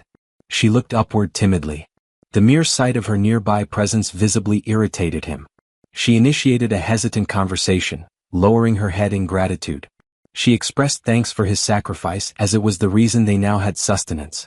However, praise directed toward a demon for noble deeds was considered deeply offensive. Aserat seethed. He accused Flute of derision and threatened her life. Frightened, Flute fled. With a burning glare, Aserat issued a vow, one drenched in fury. The moment he escaped, he would hunt Kratos down and destroy him. His moment of solace was abruptly interrupted as a chorus of demonic voices rose in melody directed toward him.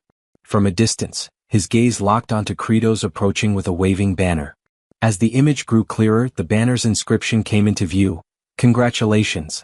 Second Conductor of Thunder in the department." Alongside him was Ficamir, trussed up identically to Aserat. This unhinged entourage chanted jubilant hymns, as if commemorating the induction of a fresh recruit into their labor force. The agricultural detachment was gradually expanding its membership. Aserat mulled over the title of Second Conductor of Thunder. Moisture welled in his eyes at the hopeful prospect of being released. The thought of finally being spared from being a perpetual spit-roasted avian stirred deep longing. Yet within moments, Ficamir was merely positioned adjacent to him. No soul even considered unfastening him from the pole. With fervor, Kratos erupted into bellows, activating his sanguine surge technique. Aserat's stomach dropped as the full weight of reality set in. Kratos intended for both of them to share the burden of lightning absorption. The pair, defeated in spirit, yielded to their fate.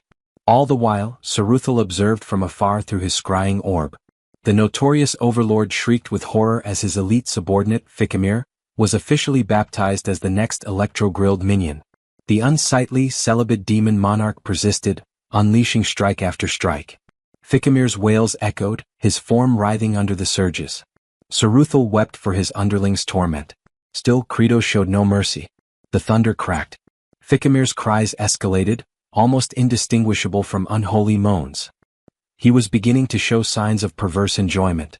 Surveying this grotesque display, Saruthal howled in protest. At that very instant, Kratos turned his attention sideways. There hovered the familiar reconnaissance specter from the game, a spectral avian clenching a crystal globe. This confirmed Saruthal's active surveillance. Rage simmered anew within Kratos. His adversary had not only sabotaged his crops, but was now watching with contemptuous amusement. He vowed to ensure Saruthal rued the day he meddled. By morning, young Fluck was seen burrowing around in the earth. Aserat monitored her from his constrained vantage point. He noticed the roughened texture of her palms. The roasted warrior questioned her motives. She meekly explained her desire to assist. After all, the Demon King, the 4 exalted generals, and every grown-up were toiling tirelessly in the fields. She longed to contribute. Aserat scoffed, branding her a naive, low-tier demon child. He grumbled that the idiot tethered beside him had already cultivated the patch she was digging. He suggested she direct her efforts somewhere useful. Hearing that, Fluck beamed with gratitude. She extended heartfelt thanks to Ficamir for tilling the field and offering himself as an additional lightning conduit.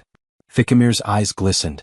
Her words moved him. Suddenly the agony felt worthwhile. Asarat muttered under his breath that the man had officially gone off the rails. He mocked their agricultural ambitions in this forsaken land. He pointed out that the absurd potato they were trying to raise hadn't even sprouted. According to him, unless the spud cellar was warmed, no buds would grow. He predicted starvation. Fluck took that statement to heart and dashed away, almost skipping with determination. Asarat rolled his eyes, convinced that a feeble demon like her couldn't change anything. At high noon, Zephyros expressed subtle unease about the demon monarch's scheme. He suspected that Saruthal was surely aware of their ambush.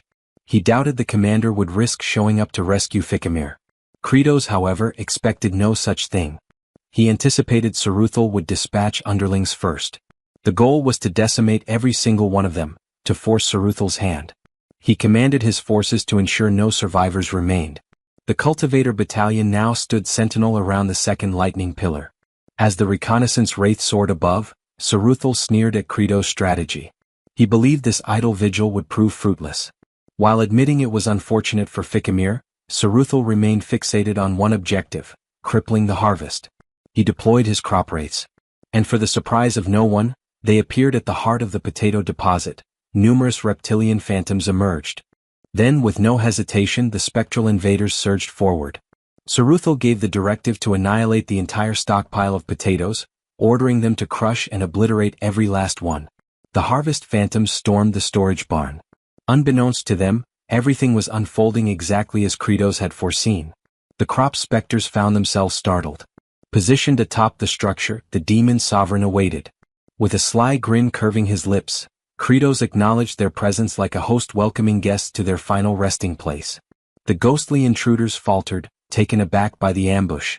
His mind drifted back to his initial encounter with these exact entities during his gaming days. Moments steeped in hopelessness. These were Saruthal's second-tier elite division. The greatest hazard lay in their tendency to swarm en masse. A mere touch from their incorporeal forms could trigger rapid aging in the afflicted. Worse still, they could replicate the skill sets currently equipped by their opponents. Truly an affliction. But Kratos, now seasoned in the mechanics of this world, had already calculated their downfall. With a vicious sneer, he declared his readiness to roast the first of them. Lightning-based implements were their kryptonite. The specters realized they had walked into a trap and began to withdraw. However, Kratos warned them that the real snare had only just begun. The ghouls glimpsed crimson streaks near the entryway, blood that Kratos had deliberately smeared the night before. Now activating the second tier of his technique, Kratos brought his palm crashing against the ground, unleashing arcs of electricity. The current surged along the blood channels until it reached the door, where it surged upward like a net of lightning. The move, known as wide-range crimson discharge, electrified the entire vicinity. In that moment, the crop wraiths resembled writhing motes, floating helpless. The strike landed, eliciting their silent shrieks, even though they possessed no vocal cords. With their resistance neutralized, physical strikes now became effective. Kratos summoned the cultivation regiment. These fierce warriors, long aching for battle, barreled into the fray with scythes and rakes so lethal they would intimidate any foe. Though outwardly unimpressive, these soldiers were secretly the most formidable units of the final battleground. With that knowledge, Kratos no longer considered the crop wraiths a threat. For the first time he felt like a cold, calculating apex demon ruler. He scanned the area for any lingering phantoms that had survived the barrage. Determined to personally finish them off, he prepared his next move. But a piercing cry shattered his focus. Fluck emerged from beneath the mountainous heap of potatoes. Her sudden appearance stunned Kratos. A spectral assailant locked onto her. Her father, locked in his own skirmish, was unable to reach her. Kratos, agitated by the chaotic unpredictability of it all, forced himself to prioritize. Eliminating as many fleeing phantoms as possible had to take precedence. Still, his eyes stayed fixed on Fluck. He knew the range of his crimson discharge wouldn't reach her position. In a desperate act, he hurled a potato toward the ghost. Of course he knew it was futile, but instinct took over. The vegetable bounced off the specter's head, which then caught it mid-air. To his astonishment, the tuber began to pulsate like a capturing sphere. A pink vortex enveloped it, and the creature's essence was absorbed into it. Then, poof, a faint sound echoed. The soul emerged from the potato and ricocheted toward the stockpile. Distracted, the remaining crop wraiths retreated unnoticed. Kratos blinked in disbelief at what had just occurred. The potato had sprouted. Suddenly, understanding dawned. These apparitions accelerated aging. They had inadvertently jump-started the dormant biological rhythm of the potatoes. Without pause, Kratos clasped Fluck in his arms. His gaze softened slightly as he offered her an expression of approval. Her body trembled. Turning to his militia, he summoned their attention. The time for drawing Saruthal out had ended. From now on they would take the initiative. An offensive approach would serve them better. Elsewhere, someone's eyes fluttered open. Confusion clouded their vision. The location was none other than lightning pole number 1. It was Asarat. His mind muddled, he pondered his own identity and purpose. The warm sunlight bathed his face, and he felt a fleeting moment of gratitude. Then his stomach let out a deep growl. He came to understand that, despite his condition, a deep yearning for existence still burned within him. His focus shifted when he heard his name being called. It was Fluck. She expressed her gratitude, explaining that thanks to his tip regarding potato sprouting, everything had turned out well. She had even received a generous supply of chunyo as a result. She went on, mentioning how Kratos had assembled a considerable force of agrarian warriors. Yet, by this point, Azarat was no longer registering her words. His entire attention had zeroed in on the food she carried. The moment he laid eyes on the edible chunyo in Fluck's possession, his mind unraveled. Overwhelmed by hunger, he fixated on the meal. Aware of his craving, Fluck attempted to feed him by tossing a piece his way. Unfortunately, the morsel struck him square in the eye. Letting out a sharp groan, he threatened the child in irritation. Apologizing, she tried again. This time, she launched 3 pieces simultaneously, hoping at least one would land correctly. One chunk successfully entered his mouth, while the other 2 landed on his eyes once more. Despite the pain, tears welled up in his eyes, not from sorrow but from the sheer flavor. As he chewed, the delight overwhelmed him. At that moment, a notification arrived for Kratos. A member of his demon legion had experienced joy. 1 happy point was added. His cumulative total now stood at 302. This puzzled Kratos slightly. With the latest batch of recruits who had eaten chunyo, the total should have been 300 demons and Fluck. He couldn't quite figure out the identity of the extra source of happiness, but ultimately dismissed the thought. More points only meant more power, and he intended to conserve them for the upcoming raid on Saruthal. Rousing his troops, he ordered the cultivation warriors to press forward. With fervent energy, he rallied them in the name of a prosperous yield. Hours passed until they reached the threshold of Sarathal's stronghold. Saruthal, foreseeing the assault, instructed his minions to sever the rope bridge. As the bridge collapsed, the phantoms mocked the approaching demons, ridiculing them with jeers. Their amusement didn't last long. Without hesitation, Kratos lunged across the chasm. Panic swept through the wraiths, until they realized he had miscalculated. He was plummeting. The phantoms erupted with laughter, calling him brainless for attempting such a reckless leap. Then the laughter died. They spotted fragments of his form embedded into the cliff face, once again with his posterior exposed. The ultimate glitch maneuver had been activated. The spirits flushed, blushing in discomfort. Slowly, Kratos began his ascent, turning once, turning again, revealing his backside with each twist. His expression remained grim and menacing. With a few more contortions, the demon lord reached the top. The specters, thoroughly unsettled, groaned in disgust. Kratos then gestured toward Zephyros, signaling the next phase of the operation. Zephyros gave a subtle nod in return. Kratos bolted inside. As per his calculated tactics, the food wraiths were expected to fear the potatoes. But by charging in unarmed and alone, he increased the odds they would fall for the trap. As predicted, Saruthal dispatched his food wraiths, believing the demon king lacked the cursed tubers. Any contact with him would be their triumph. The spectral attackers surged forward. Kratos initiated a concealed maneuver, his so-called quantum leap. A glitch-based strategy now branded with an impressive name. Once more, his frame merged with the terrain, his posterior protruding as before. Then he vanished. The wraiths, unnerved, muttered about the bizarre nature of his movements, wondering when he gained the ability to phase through solid matter. They sensed him overhead. Lunging, they managed to grab hold of him. Victory seemed imminent, until he disappeared yet again. This marked the 19th occasion on which Kratos had executed this plan. He had memorized every crevice of the terrain. Having visualized the entire battlefield by combining all areas of enemy spawn from the game, he stood dead center, surrounded entirely by the food wraiths. Drawing in a breath, Kratos steadied himself. The phantoms believed he must be fatigued, even as the sovereign of demons.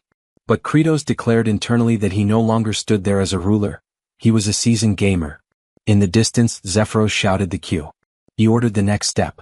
From all directions the cultivation squad appeared, launching their weapons. Not balls but potatoes. The tubers struck the agricultural phantoms directly. Simultaneously, Kratos instructed them to commence cultivation efforts. A few more seconds passed, just enough to fully appreciate the grandeur of the moment. Initially, Zephyros harbored some uncertainty regarding the strategy, yet soon came to grasp that the demon sovereign had once again devised a flawless approach. Earlier, Kratos had informed him that while he lured the crop wraiths into a single confined location, Zephyros was to direct the cultivation sentries along a mapped-out route. Zephyros reviewed the diagram of a forsaken, ancient watercourse, nothing but a cul-de-sac, or so it appeared. Kratos insisted otherwise. He declared that something was indeed hidden there, a covert passage, one he had personally uncovered. Following his escape from the nightmarish cliff of the deceased, just before entering the ultimate zone, he had explored thoroughly and noticed something unusual. Despite the area appearing empty, the craftsmanship of the environment seemed deliberate. Then he observed an odd section on the stone wall. After slashing it with a blade, the wall shifted open. That's how the areas had been linked. The hidden corridor bridged the battlefield where the initial confrontation with Saruthal had occurred and the cavern deep beyond. At first, he hadn't been able to access it until he cleared the surroundings. Only then could he claim the elixir of metamorphosis. If such an artifact existed in the real realm, he was advised to retrieve it. The elixir was a distillation of numerous fallen fleshly souls. It could only be ingested once, with its exact effects unknown. Back in the present, the field hands rejoiced as they gathered the sprouted spuds. The sight of it implied they were ready to sow them. Flute's father thought tenderly of her and of how they might finally enjoy full meals. But witnessing all of this, Kratos' features darkened. A memory surfaced.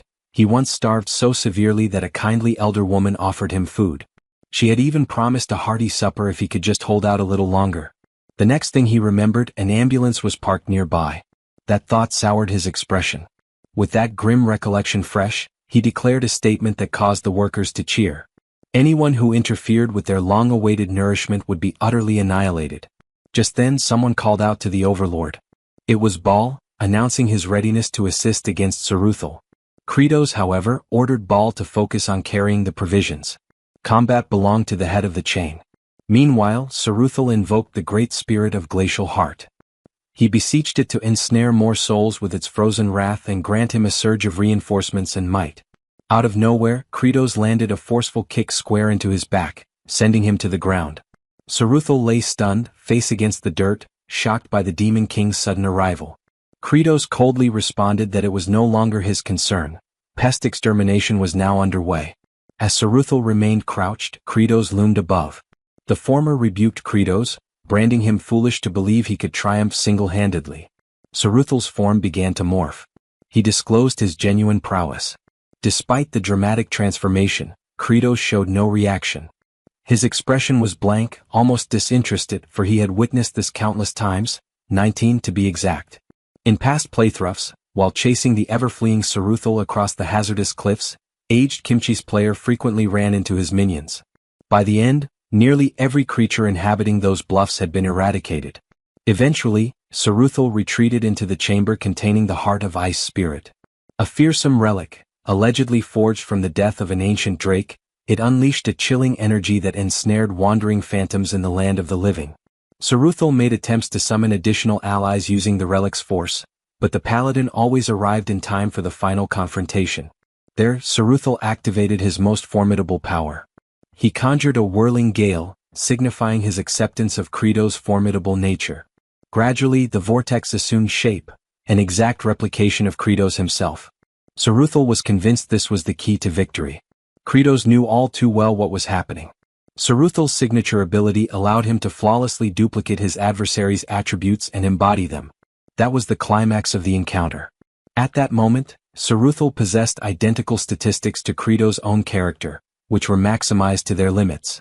With staggering offensive capacity and a near untouchable evasion trait, even a single misstep meant instantaneous defeat. Nonetheless, the attributes that Saruthal replicated were from the current demon monarch Kratos, whose prowess was no longer as formidable. Saruthal lunged forward.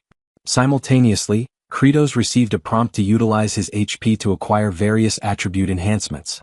He had the option to allocate 10% more to his existing stamina, which stood at 30%, as well as his psychological fortitude, bodily power, nimbleness, and arcane energy, each resting at 20%. With a reserve of 302 HP, Kratos spent 50 of them to elevate his agility to 30%. Saruthal was taken aback when Kratos sidestepped his strike with ease. Following that, Kratos delivered a punch with all the force he could summon. Another 50 points were consumed to boost his brute force from 20% to 30%. He met Saruthal's clenched fist directly with his own. The impact prompted Saruthal to cry out in pain, bewildered as to how Kratos remained unscathed. Kratos retorted that cultivating land also required intellect. Enraged, Saruthal attempted to unleash the bloody strike technique, but Kratos had already invested 50 points to amplify his magical force, raising it to 30%, and another 50 to augment his mental endurance to the same level. Both unleashed their lightning-based abilities. Saruthal was caught by surprise as his spell backfired, and he was struck by his own electrical discharge. The so-called Zeus impersonator began to liquefy, reduced to a viscous pool. His form now resembled that of gelatinous goo. At that moment, Kratos was informed that he had expended his HP to elevate all of his core attributes to a uniform level of 30%. Then, a notification appeared. His development quest was now fulfilled. As a consequence, a fresh ability had become accessible. Summon Farmer's Throne, which required 100 HP to unlock. This throne, a clear homage to Game of Thrones, was armed with an array of sturdy agricultural instruments. Kratos found the timing fortuitous, as he was in need of superior equipment. Even as a puddle, Saruthal still had the ability to speak. He addressed Kratos, questioning whether he believed the battle had concluded. Kratos responded in the negative. He was well aware that all second-phase encounters had a follow-up transformation. Saruthal's mass shifted again, now transforming into an archaic, malevolent dragon. He claimed that this was his true origin. Kratos was stunned. Witnessing it firsthand, the creature's offensive capability and reservoir of vitality were staggering. But it was expected. Saruthal served as the boss directly preceding the game's ultimate antagonist. Kratos, however, felt no dread. That was precisely when Baal and the agricultural enforcers arrived. He informed Saruthal that he had already emerged from the final stage himself. Then he issued a challenge. What could Saruthal possibly do now? Saruthal froze. Overwhelmed by the sight of reinforcements, he began to panic. He pleaded for a conversation to negotiate. But his appeal came too late. The farm enforcers stormed toward him, impelled by their yearning for a successful yield. They unleashed their accumulated frustration on Saruthal for disrupting their tilling. Saruthal begged for leniency. Kratos recognized that he could overcome Saruthal through direct combat, but the entity's capacity for speech and motion gave him pause. It didn't feel right to destroy it with his own hands. Still, he observed that his comrades were too malnourished to land efficient strikes. They had been battering Saruthal for some time now, yet he refused to perish. He contemplated a more effective tactic. Kratos activated the Summon Farmer's Throne skill, draining 100 HP and leaving him with just 2 points. A beam of verdant luminescence descended from the heavens, slowly lowering the throne. Then, without warning, it plummeted with explosive velocity. Kratos flinched in astonishment. The throne landed squarely atop Saruthal, generating a crater upon impact. The farm guards exulted. One demon jubilantly praised their monarch for not allowing Saruthal to simply expire, but instead, annihilating him with a brutal, skull-crushing blow. They admired how ruthless, savage, and infernal the move was, worthy of a true overlord. Another cried out that such a feat could only be pulled off by the demon king himself, and that lesser beings like them could never imitate such dominance. They chanted Kratos' name in triumph. He blended with the celebration, shouting with pride. Elsewhere, among the lightning-bound, Fikimir came to a realization. With his superior defeated, he now understood that it was time for his own ascension. By now, the entire farmland had been cultivated. The purpose of Lightning Rod number 2 had been fulfilled. With the raid concluded, their principal objective was achieved. The potato shoots had sprouted, and Kratos had successfully eliminated every blight that jeopardized the upcoming yield. With those hurdles overcome, he exclaimed with fervor that it was the moment to sow the tubers. Yet before they could vacate the premises, the crystalline orb situated upon the pedestal stirred. Kratos took notice. A notification appeared. confirming that his objective of vanquishing Saruthal on the cliff of the departed for the 20th instance had now been fulfilled. That led him to wonder whether he had simply resumed from the 19th attempt in the game. The system then alerted him of a concealed scenario now being unlocked. A sealed essence confined within the core of frozen spirit had been released due to mishandling. The heart of ice began to emit vapor. Its structure opened gradually. As Kratos approached, he was met with astonishment. A diminutive azure hatchling emerged. He stood speechless, eyes wide in disbelief. The juvenile dragon noticed him. With excitement it uttered a name, T-Bone. Their gazes locked in stillness. The small WRM pondered if this bizarre entity before him might be his parent. As Kratos extended his hand, the little one shuddered with sensitivity. The dragon remembered hatching from its shell in pitch blackness, overwhelmed with fear, yet now relieved that its father had found him. That sense of comfort quickly faded once it got a good look at Kratos' unfortunate visage. Even though Kratos made an admiring remark about the creature's cuteness, the hatchling quaked in apprehension. As the group began to exit the chamber, the overzealous agricultural enforcers jokingly hollered about cooking the baby drake. This left the creature misty-eyed.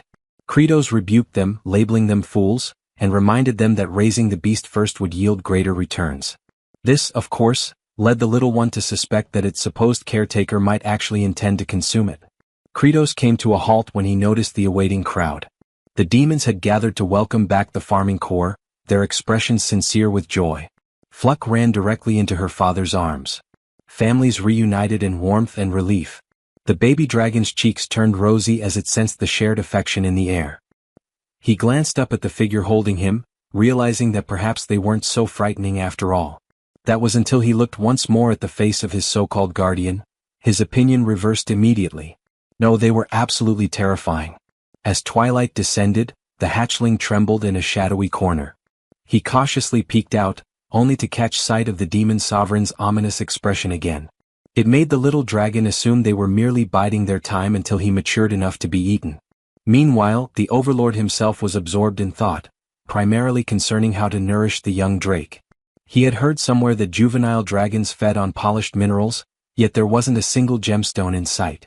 Only piles of corroded scrap littered the storage. Zephyros soon arrived to give his report.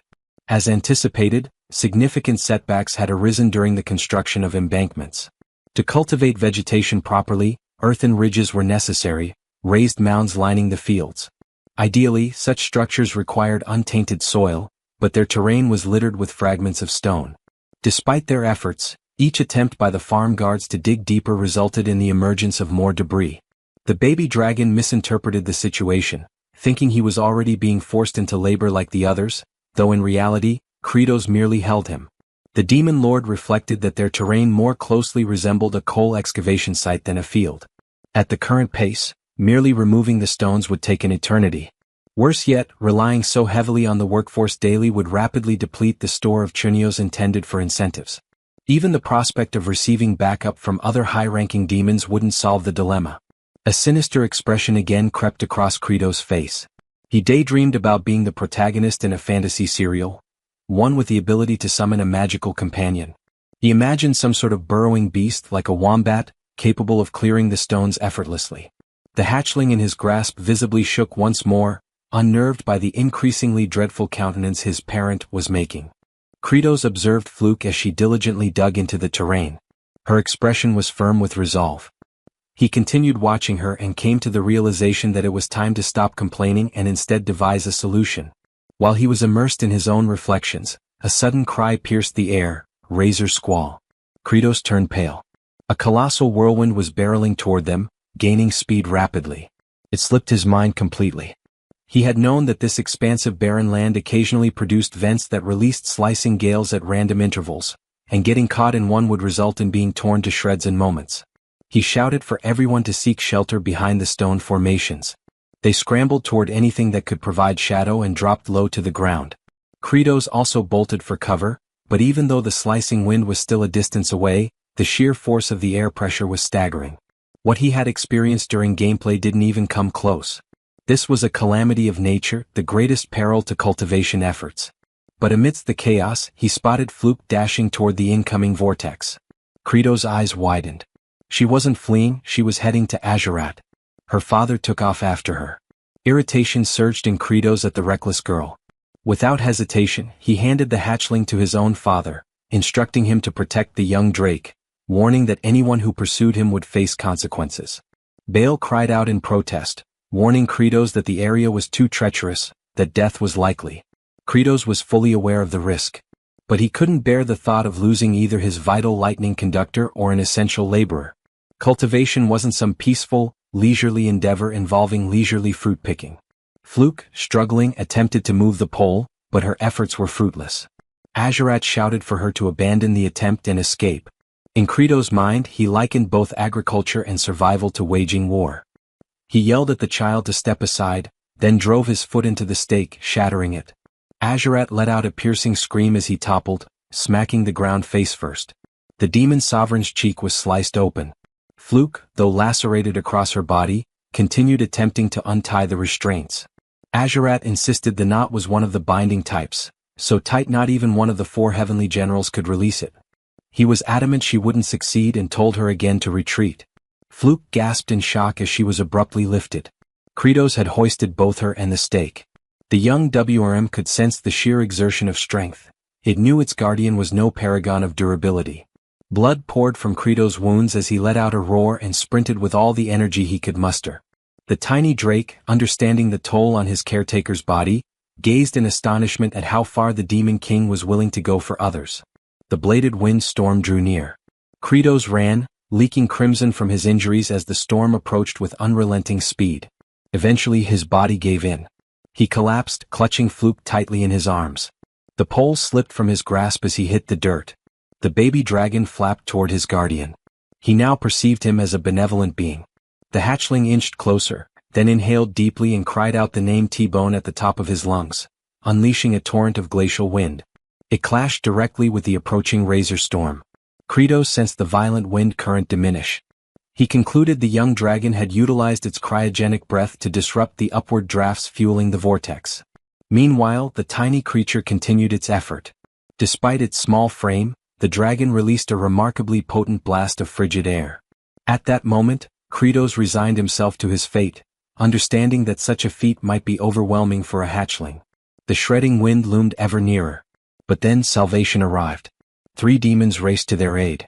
Fluke's father lifted Kratos, Zephyros swept up Fluke, and Baal carried Azurat. Alongside the infant dragon, they fled from the deadly storm, exerting every ounce of speed and strength they possessed. Later on, Kratos was resting on his bed. 2 commanders approached him, both wearing sinister expressions. Hartok remarked that at last the demon overlord had drifted off, and that he would finally sever his head. Sergi concurred and mentioned that once they dealt with the remaining 2 fools, one of them would rise as the new demon monarch. They both pledged to remain partners until that moment. They pushed open the door and stepped into the chamber, immediately advancing toward the bed, ready to unleash their assaults. However, they froze midway, noticing something odd as the demon overlord had his eyes wide open with a chilling stare. They stood frozen, feeling as if they had been anticipated, yet chose to push forward since it might be their only shot. Just then, Baal and Azurat entered the chamber, questioning what the 2 thought they were attempting. The towering figure warned that the demon overlord was resting peacefully and that they shouldn't interrupt him. He also added about the expression Kratos made while dozing off, creepy enough to deserve the title of demon overlord even in slumber. With that, he stressed that if they dared disturb their master's rest, they would deeply regret it. The one wearing the monocle admitted he understood the muscle-bound brute's point, but questioned whether Azurat was in the same boat, considering siding with a demon overlord obsessed with agriculture. Azurat answered that he wasn't particularly thrilled about it, but owed his life to Kratos, and thus was merely repaying that debt. Hartok then asked if he hadn't realized yet that this entire potato farming scheme was only causing chaos, certain that beyond failing, it would drive them all into famine. So he wished to know if that didn't bother him. Without delay, Azurat responded that things were simply like that, and recalled young Flute toiling so earnestly despite her age. For that reason he stated if they wished to survive, they had to be willing to risk their lives. Even though he preferred risking it in combat as that was simply his nature. The one with the monocle firmly declared they would regret that decision, then exited the room with Sergi. At that instant, the commanders heard a noise from the chamber and saw that the demon overlord had awakened. Kratos, bewildered, called out Azurat's name, and the general questioned whether he might have overheard their entire discussion, though he quickly clarified he wasn't supporting him or anything similar. He insisted that he was merely repaying what he owed or something along those lines. Nonetheless, Kratos, with a menacing glare, demanded to know what on earth the lightning rod was doing walking around. Azurat, puzzled, had no time to react before receiving a bloody strike so intense it was visible from outside the fortress. They left the room, with Bahal carrying the battered Azurat on his back. And the demon overlord stated that they couldn't waste any more time and urged to gather everyone to resume clearing the lands. The general then mentioned that in truth, the stones had already vanished and that Zephyros had taken care of it. He appeared puzzled upon hearing that, until he noticed his subordinate giving orders to the farming squads. Observing this, he moved closer and questioned the patrol about what had been done with all the stones. Zephyros gestured toward a certain direction, stating he was with a particular creature. From a distance, Kratos glanced over and asked if it was T-Bone. The young dragon carried as many stones as possible in his mouth and flew back repeatedly to fetch more. He figured he couldn't shield his father from the slicing wind since he was still too small. But he was determined to eat plenty so he could grow swiftly. While soaring, he realized his father was calling him and immediately changed course toward him, which made Kratos thrilled to see his child even while wearing a fearsome expression. He contemplated that the slicing winds didn't occur frequently, and that if his baby dragon kept watching the sky and released the icy breath at just the right moment, they might manage to block the hurricane, but he considered there was no alternative, since avoiding this would lead to an even bigger problem. Then Zephyros mentioned that the Chunho supply was running low and asked whether they should prepare more. Kratos answered that it wasn't necessary and pondered that the first challenge of farming was natural disasters, and the second was cost, hurdles they would need to conquer. Meanwhile, inside the fortress, Sergi rested in her chamber until she removed her helmet.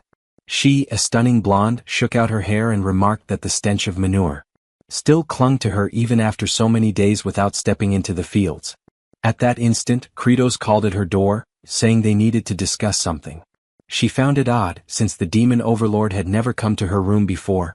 So she questioned what he wanted, claiming they had nothing to discuss. He stated he truly needed her assistance and asked her to please open the door. She became enraged and ordered him to leave, but he insisted, warning her that he would enter. Sergi spun around, shouting that there was no reason for them to talk, until she saw Kratos nearly naked crossing the doorway and became frantic at the sight. She then demanded to know if he was insane for entering a woman's room like that. Immediately, he dropped to a crouch, prompting her to ask what on earth he was doing. Kratos explained that without her, he was helpless. She didn't understand and blushed furiously. Kratos reflected that in order to cut costs, he was even prepared to kneel since he urgently needed her sharp blade at that moment. Sergi, still flustered, said that if he needed it so desperately, she was willing to hear him out. He quickly noticed her reaction and couldn't believe she had suddenly changed her demeanor. They proceeded to the storage area and stood before the potatoes. Kratos requested her to slice the potatoes since they needed to be halved for planting.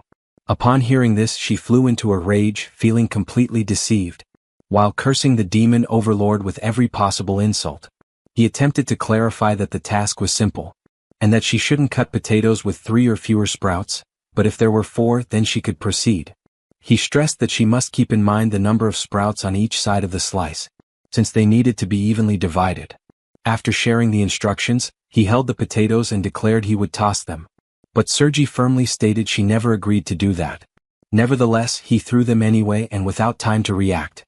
She braced herself and, using remarkable skill, sliced all the potatoes perfectly in half, cutting with extreme accuracy that even left Kratos astonished. He began inspecting them one by one and questioned how she managed to slice so precisely. Turning toward her, he praised her once more, saying he had always known she was the only one capable of it.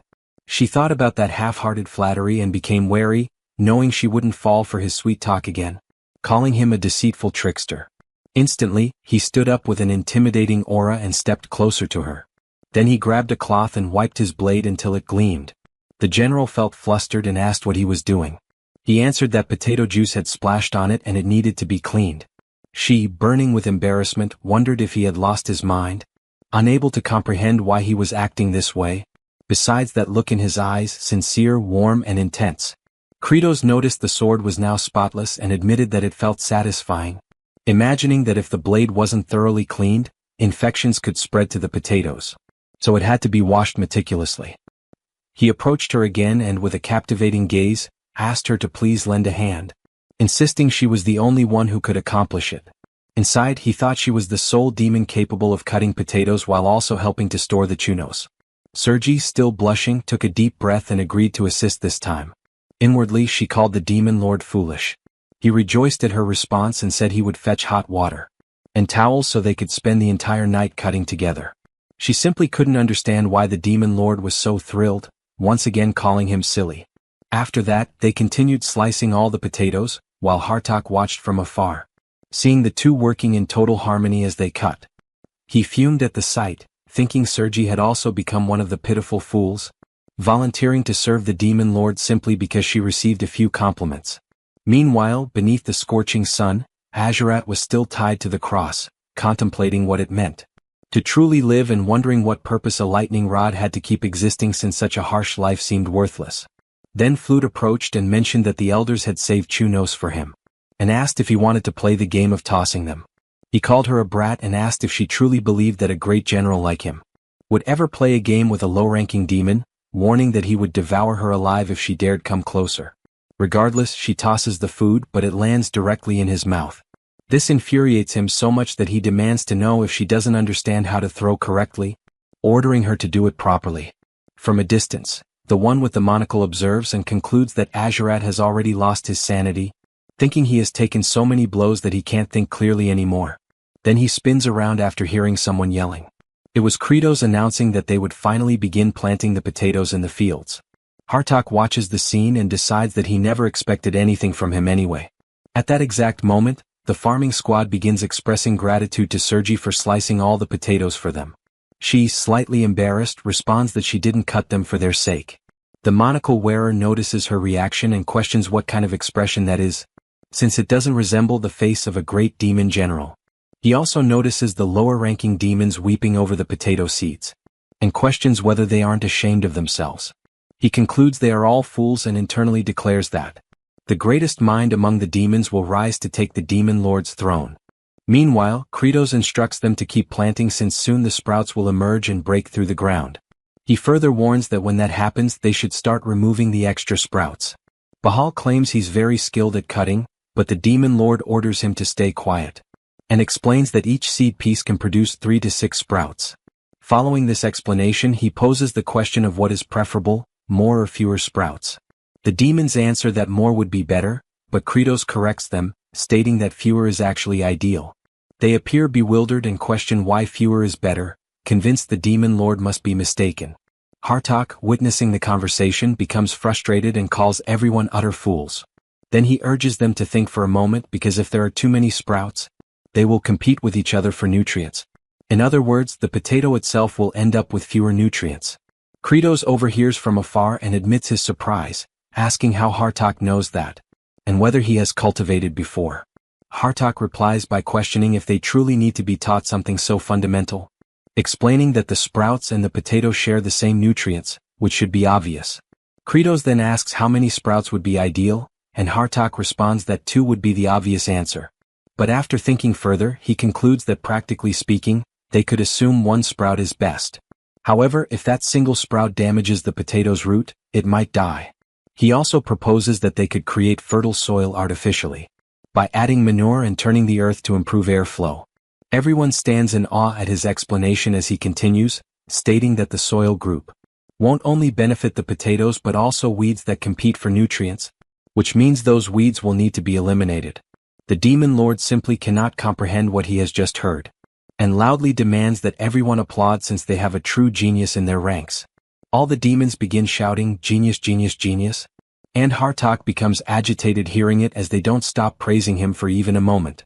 For a brief instant, he recalls how his mother always called him foolish, and turns around, overcome with emotion, trying to hide that he is tearing up, not fully understanding why he feels that way.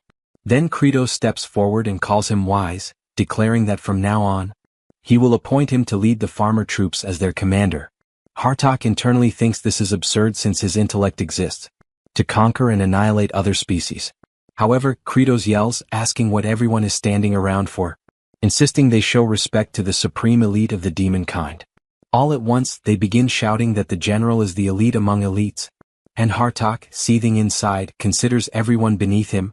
But with authority, he orders them to follow him from this moment onward, imagining he will command only briefly since those in front of him continues celebrating endlessly about the new leadership. At that point, a system notification appears stating that Kratos has won the psychological battle. He feels confused by this since he has no idea what it refers to. Another notice informs him that he recognized Bahal's neglected childhood and transformed him into a loyal subordinate. He questions internally if he really did this unconsciously. There's also a notification mentioning that Azurat, who had never had a friend, has gained a new companion and thus lessened his violent nature. Kratos doesn't quite understand which friend it's referring to. Meanwhile, Sergi's heart softened. She was a woman who had never experienced love. He also established trust in Hartok, who merely desired acknowledgement. Because of these developments, he now has access to a new skill by using 200 happiness points, and the skill revealed is blood vision. He feels shocked because this ability wasn't in the game at all, and is probably original, just like the Farmer's Throne skill. The system explains that this ability allows him to glimpse the near future of his target, currently up to 6 hours ahead. It also specifies that the target can be a living being or an object. But his surprise intensifies immediately after. A new notification says it can even be used on the sky. This revelation excites him immensely since it's essentially a weather forecast. Meanwhile, somewhere between the forsaken lands of the demons and the human territories, specifically in the village of exiles, a man arrives announcing that he has completely recovered. His subordinate greets him warmly, expressing relief to see him well again. Rivage thanks him for all the support and admits he wishes he could be reborn with a sturdier body next time. Diol chuckles and responds that he'd rather be rich like a noble so he could boss people around. Rivage laughs at that and turns to Kim Chi, telling him they plan to return to the kingdom and asks if he wants to join them. With a serious look, Kim Chi replies that he's unsure. Since, as he mentioned before, he doesn't remember his true identity and hasn't lived among humans. Because when he first arrived in that village, the inhabitants didn't exactly welcome him warmly. For that reason he wonders if someone like him would truly be accepted anywhere. The two observe quietly for a moment until Rivage proposes that perhaps he should start by wearing different attire. However, this doesn't happen when Diol teasingly asks if the hero really doesn't want to take off those strange clothes. The messenger concludes that Kim Chi must truly be fond of them. Yet, in his mind, the hero admits that he actually wants to change clothes. But he cannot figure out why they simply won't come off as if they are fused to his body. Rivage thanks one of the villagers for their hospitality and remarks that living there solely because one is a descendant of an exile is extremely harsh. He adds that when he returns to the kingdom, he will inform the king about this situation. Kim Chi watches this exchange and imagines that Rivage is a nobleman sent to explore the territories near the demons under royal orders. And he is indeed not an arrogant person but rather kind and worthy of respect. This reflection makes him ponder who he himself used to be and concludes that all he remembers is following orders and eliminating others repeatedly. Thinking about this causes him to lower his head, as he wonders if he is even capable of doing anything besides taking lives. Back in the demon realm, the farming squad starts to notice the sprouts emerging and cheers excitedly since they are finally appearing. The generals approach to witness it too, realizing that the plants are truly growing. Flute rushes over to Azurat to share the exciting news. He erupts in anger upon hearing it and demands to know what he's supposed to do with that information. Then, the Kratos calls for the agricultural division and announces that the next phase will be burying, asking the wise Hartok to elaborate further. Hartok explains that burying means covering the sprout stems with earth to prevent the young potatoes from being exposed to sunlight because if that happens they will change color, lose flavor, and even become toxic, thus becoming what are called spoiled potatoes. Kratos requests applause since the explanation was so insightful, which leaves the general slightly embarrassed. He then gazes upward to examine the weather that day and reflects that he ended up spending 200 happiness points on the weather prediction ability, and his blood vision skill has already evolved, with the activation condition requiring him to stare for 200 seconds without blinking. However, he starts making an expression like a stray dog since his eyes begin burning and it becomes exhausting. The lower-ranking demons witness this and believe that the Demon King is shedding tears of joy because the sprouts have grown. After some time, the ability finally activates, revealing that for the next 6 hours, the weather is expected to stay mostly clear and dry, suggesting that it might be wise to put away the humidifier. Kratos finds this intriguing and tells T-Bone that he will be able to rest peacefully since there won't be that ridiculous windstorm. At that moment, Zephyrus approaches and mentions he has an urgent report to deliver, explaining that the subordinate of the second Star Master has returned. They then head back to the castle, and soon after LaFleur introduces himself, stating he received the message about pausing agricultural activities and reports that the third Star Master, Ruster, launched an assault on them, claiming that the demon lord had grown weak and that he should seize his position. The Kratos becomes irritated because he thinks all demons behave the same. Zephyrus remarks that this truly poses a problem because if the third Star Master defeats the second Star Master and they ally, it will not be easy to handle them. Kratos agrees and points out that although they are low in level, their numbers are overwhelmingly large. He contemplates that he must find a solution before the second Star Master collapses, even though he cannot neglect the agricultural tasks for too long. The region attacked by the third Star Master is a deep underground abyss known as the Swamp of Decay, which, when compared to the game map, is actually 10 times larger and absurdly distant. He heads to the opposite abandoned area, which should provide bonuses in the game and is located inside the Demon Lord's castle, but it isn't functioning. This makes him ponder how to resolve this and manage the farming at the same time. He pauses to think, not fully understanding why he is so concerned, and with a wicked grin, decides that since he is the Demon King, the boss doesn't have to do everything himself. So he sticks to his plan and Sergi makes a fuss, claiming she isn't fighting because of him. Bahal proudly announces he will follow orders no matter what. The Kratos concludes that he can dispatch 2 of his 4 generals to the battlefield, and along with some powerful demons, they can make a significant impact. He knows that in the boss's domain, the shortcut system is fully connected, including one that leads directly to the Swamp of Decay. Aware of this, he orders the long-range sprayer to be launched, believing that if he and Hartok fully concentrate on the fights, everything will succeed. The Second Kingdom is engulfed in flames and Planus, the second Star Master, is kneeling on the ground and confronts the enemy, demanding how he dares challenge the Demon King and commit treason. The demon approaches and declares that this is a revolt, saying he had no other choice. This is Ruster, the third Star Master. He claims that ending that war will only bring devastation to their race. Planus becomes even more infuriated and argues that the Demon King promised to provide fertile lands, so they no longer need to battle humans for sustenance. Ruster responds that this is not the issue, and with his weapon lifted, he states that fighting with bravery is the pride of their kind. Suddenly, a weapon flies toward them and strikes the Star Master's club directly, knocking it away. He turns to see what caused it and realizes it is 2 of the celestial generals. Sergi wastes no time and admits to Ruster that he is correct, as their race truly was born to battle.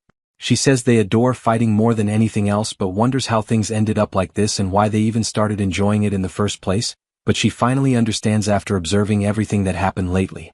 Flute runs with a bright smile on her face.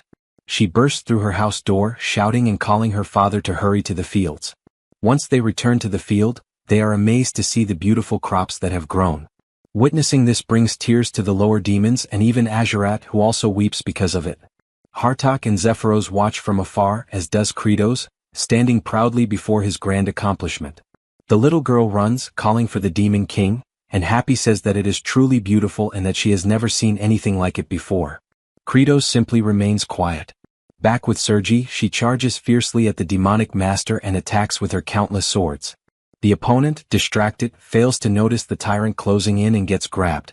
She seizes the chance and unleashes an endless barrage of strikes while her target is restrained. Ruster starts begging her to stop and insists he never mentioned finishing anyone off, claiming he was there to save lives and doesn't understand what they are doing. She reflects that this might be true, but she doesn't stop attacking, declaring that sometimes one must be eliminated to protect many others. He becomes enraged hearing this since it makes no sense to him. Meanwhile, Kratos, in front of Flute, remarks that finally they started to sprout and that there were many at once, then orders the useless flowers to be cut immediately. The demons are upset about this, and Azurat starts yelling, declaring he will never forgive the Demon King for being so heartless. Hartok enjoys hearing this since even in that situation, the king stayed true to his nature. Because of that, he asks what everyone is waiting for since they must carry out the order at once. Dirok, though upset, kneels in front of the flower and sees it looking sad. Another demon laments, saying he cannot do it because they put in so much effort to make them grow and had never seen anything so beautiful on that land. The general, with little patience, warns that if they leave the flowers there, they will consume all the nutrients instead of the potatoes doing so, and the priority is to make the potatoes grow large and well-fed, not create a flower bed. The farming troops then comply even though it pains them deeply. Kratos watches this with excitement since he enjoyed hearing the word potato echo in his mind. After that, the generals return and report that they have captured Ruster. The Demon King makes it clear that this is the consequence for sparking a rebellion and that everything he built was destroyed by another, and he will do something about it. The Star Master simply asks to finish him already since a demon who lost his honor in combat deserves nothing but death. Without delay, Kratos uses his ability to fry the demonic master, but he laughs as he didn't even feel a tickle because he wears excellent armor. Kratos questions if that really happened and if he didn't take any damage at all. Then he drags him to the plantation and uses a lightning rod, explaining that he actually found the task quite useful. Then he uses his ability again, making Ruster scream in agony and also beg to be finished already, and since now they have a new lightning rod. The Demon King requests someone to take Azurat off the cross since he isn't recovering well and it's long overdue to retire him. They untie him and Flute runs toward him to help, but stops midway because his expression was terrifying. The general keeps muttering that the little demon girl humiliated him for too long and that's why he wants to devour her first. She freezes in shock upon seeing his ominous aura. However, his legs give out and he collapses face first to the ground. He curses it all since it has been ages since he last walked until Bahal approaches and lifts him into his arms, leaving Azurat inconsolable to the point of demanding what the hell he thinks he's doing since he's not a princess to be carried around like that. The big guy ties him to his back to carry him and says it was an order from the Demon Lord and that he'll stay like that for now. The Prince of Darkness is furious about it, swearing that he will never forget this humiliation. Meanwhile, Kratos watching from a distance admits that he was worried that Lunatic would snap again, but when he used his blood vision skill, he quickly knew the weather would stay the same for 6 hours and so he decided to release him. He points his finger and says that Harvest Day will come soon so they need to move faster. But deep down he's relaxed since he has a super fast wheat cutter that can eliminate the flowers instantly. He also has a professional transporter that makes everything much smoother. He reflects that, in a way, the autumn harvest isn't far off and the food supplies are steadily depleting, and even though demons are used to famine, he can't bear to see how exhausted they'll become. At that moment, someone approaches calling out to him. It was Planus, who introduces himself as the master of the second star and is there to express his gratitude for having been saved. Kratos stands quiet for a moment, and so does the Star Master. Then, he abruptly shifts his expression to rage, leaving Planus bewildered as to why he suddenly turned furious. All Kratos can think about is why that demon showed up empty-handed to offer thanks when he could have at least brought some wine or a few fruits. The Star Master mentions that he is currently gathering some of the third star subordinates and will soon put them to work. All the Demon King can think about is that the potatoes are thriving splendidly, and he wants to harvest them quickly to prepare chunos. He says that what he really wants is to watch the demons eat until they are completely satisfied. Only then does he pause to think about why he started doing this in the first place. While lost in his thoughts, the second Star Master announces that he will prepare the troops and then leaves the field. Kratos watches him depart and considers that this Star Master was among the weakest and least advanced, yet he liked the confidence he carried and his unwavering loyalty to the demon homeland. He also guesses that this demon is technically like a plant, so in the end he might turn out quite valuable. As Planus walks through the field, he feels under his feet that the earth is incredibly rich and brimming with nutrients unlike anything he had ever sensed before. After strolling for a while, he imagines that at first he was merely a sprout and therefore never grew properly using nutrients. But he finds that soil remarkably different because it was nurtured by Lord Kratos. He uses his power and begins to root himself into the mountain, concluding that he can become stronger in that ground to the extent of potentially rising to the level of Demon King. Thinking about this, his roots start spreading throughout the entire land. The next day, Kratos shouts at the low demons to prepare for exercise time. Starting with arm movements, the Demon Lord guides them with bizarre music. The low demons sing along with him, copying every single demonstration. Kratos, watching T-Bone enjoying the exercises, thinks about how messy the crew was at the beginning and feels amazed by how precise they are now. Thanks to their demonic physical properties, they can follow even the most surprising instructions. While they roll from side to side, Kratos realizes that the low demons will become essentially strong under his command. Suddenly, Bahal arrives, shouting loudly while carrying Azurat on his back. He announced that all the potato leaves had turned yellow, immediately catching Kratos' attention. Everyone hurried to the field and quickly noticed the obvious change in the color of the potato foliage. Zephyros sighed heavily at the sight and questioned aloud if it would truly be impossible to produce anything now. Sergi grew visibly disheartened witnessing the scene. Hartok, on the other hand, found himself completely puzzled, unable to comprehend what had gone wrong. He speculated whether it might have been due to the absence of wind or perhaps even a shortage of water. This left him feeling frustrated and betrayed by his own expectations, causing him to angrily question why on earth he had pinned his hopes on something that now seemed nothing more than a foolish delusion. Just then, the brother stepped forward, approaching the generals and making his way over to the potatoes. He knelt down, grabbed one sprout and carefully pulled out a potato. This action startled the monocled general, who immediately noticed that while the potatoes appeared slightly pale, they were still impressively large, even 2 or 3 times the size of the first potato they had planted. Kratos broke into a satisfied grin and pointed out that they were overlooking the real success. The potatoes had effectively done their job. By absorbing all the nutrients from the leaves, they had grown larger and, as a result, likely tastier. He declared proudly that everyone had performed exceptionally well and emphasized that this achievement had only been possible thanks to their collective effort. Hearing this, all the generals became deeply moved, realizing that their hard work had not been in vain after all. Later that night, back at the castle, Kratos lay in bed reflecting on the praise he had given to the demons earlier. This moment of appreciation stirred up memories from his past life, when he had once planted a tomato plant and his grandmother had complimented him, saying the tomatoes were thriving because of his care. The next memory that haunted him was seeing her being taken into an ambulance, and all he could do was scream helplessly as he watched her being intubated. After dwelling on these thoughts for a while, he rolled over and began to criticize himself, thinking that such sentimental feelings were pointless. As the Demon King, someone meant to embody coldness and authority, he believed he shouldn't allow himself to feel emotions like that. He also reminded himself that even though they would soon have hundreds of potatoes to eat, they could not afford to let their guard down. Relying too heavily on potatoes could lead them straight into starvation if something happened like a pest infestation, similar to the infamous Irish famine. In other words, he understood clearly that while potatoes would solve the immediate crisis, they would eventually need to plant a variety of other seeds to ensure future survival. Suddenly, a violent tremor shook the ground, prompting him to leap up and demand to know what was happening and if there was any issue within the castle. At that exact moment, a massive crack split open, and a gigantic root erupted from below, smashing everything in its path and shooting up to a towering height before him. Kratos stood there, stunned and horrified, shouting in disbelief, questioning what on earth that monstrous thing was. Meanwhile, outside in the fields, Flute was still carefully examining the potato leaves. She recalled that the Demon King had mentioned that the leaves would naturally fall off as the potatoes matured.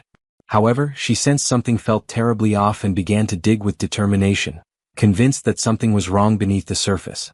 When she finally pulled one of the potatoes out, she was horrified to discover that the vegetable had simply vanished. She prepares to dash off, intending to alert the adults immediately, but soon freezes in place as the entire castle becomes engulfed by countless enormous branches. Kratos finds himself ensnared by the massive tendrils, and just then the Star Master emerges, laughing mockingly and remarking that the Demon King now resembles a helpless insect. Kratos cannot comprehend what he's seeing since that towering figure is actually Planus, the very one who had assisted them only moments earlier. Planus reveals, boasting proudly, that thanks to the nutrient-rich, fertile earth Kratos had cultivated, he was able to grow into this monstrous form. It is only then that Kratos pieces everything together and realizes in horror what must have happened to his precious crops, his rage boiling over as he roars, calling Planus a bastard and demanding to know exactly what he had done to the fields. The Star Master taunts him, asking sarcastically if he's furious and what exactly he plans to do about it. Without warning, Planus violently swings Kratos back and forth before hurling him forcefully to the ground, causing severe injuries instantly. Meanwhile, the generals scramble frantically around the castle, struggling to make sense of the chaos, while Bahal pleads to be freed so he can rush to rescue the Demon King. Sergi and Azurak question if he's lost his mind, pointing out that even if they attempted something, facing that star demon would be impossible. Yet, Bahal remains defiant, asserting that indeed the Demon Lord is weak, a truth he discovered when he himself was aided by Kratos, proving how fragile the king truly is. The devastation within the castle continues without pause, until Planus, having absorbed all the nutrients from the earth, assumes a gargantuan form. At that moment, Kratos plummets helplessly from the immense height. The generals gaze upward in disbelief, and Zephyros is left aghast, questioning if that towering creature is truly Planus. Planus commands all to listen and with a chilling voice, declares that Kratos is dead. All the generals are left in utter shock, unable to process it, and the loyal servants and the baby dragon share the same disbelief. The lower demons are overcome with grief, especially Flute, who breaks down sobbing uncontrollably. Planus continues his proclamation, reminding them of the ancient demon law that dictates power belongs solely to the strongest. For that reason, he officially declares himself the new demon king and orders every last one of them to bow before his overwhelming might.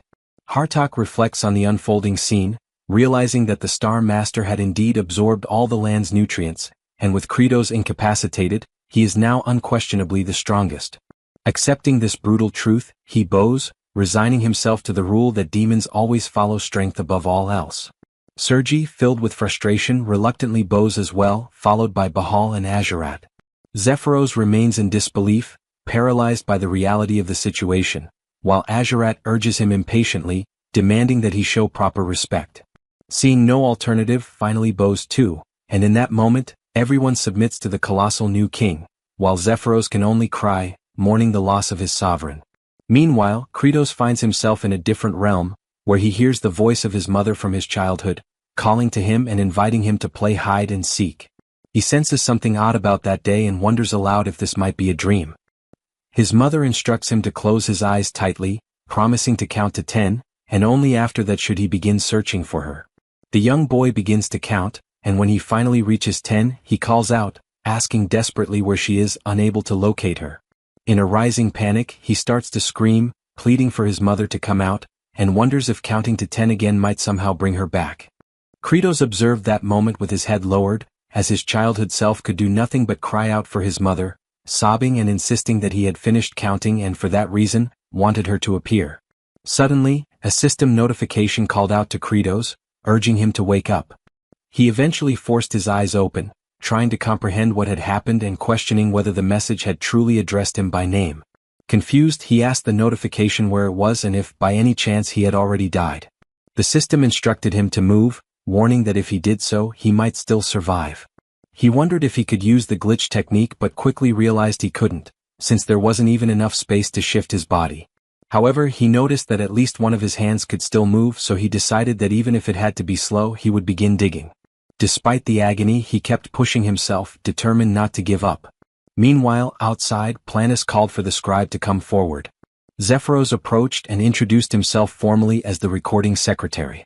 The Star Master then commanded him to record everything accurately, declaring that this was their first grand step and announcing that they would soon begin the invasion of human territories, making it clear that they intended to dominate all humans and raise them like livestock to be consumed.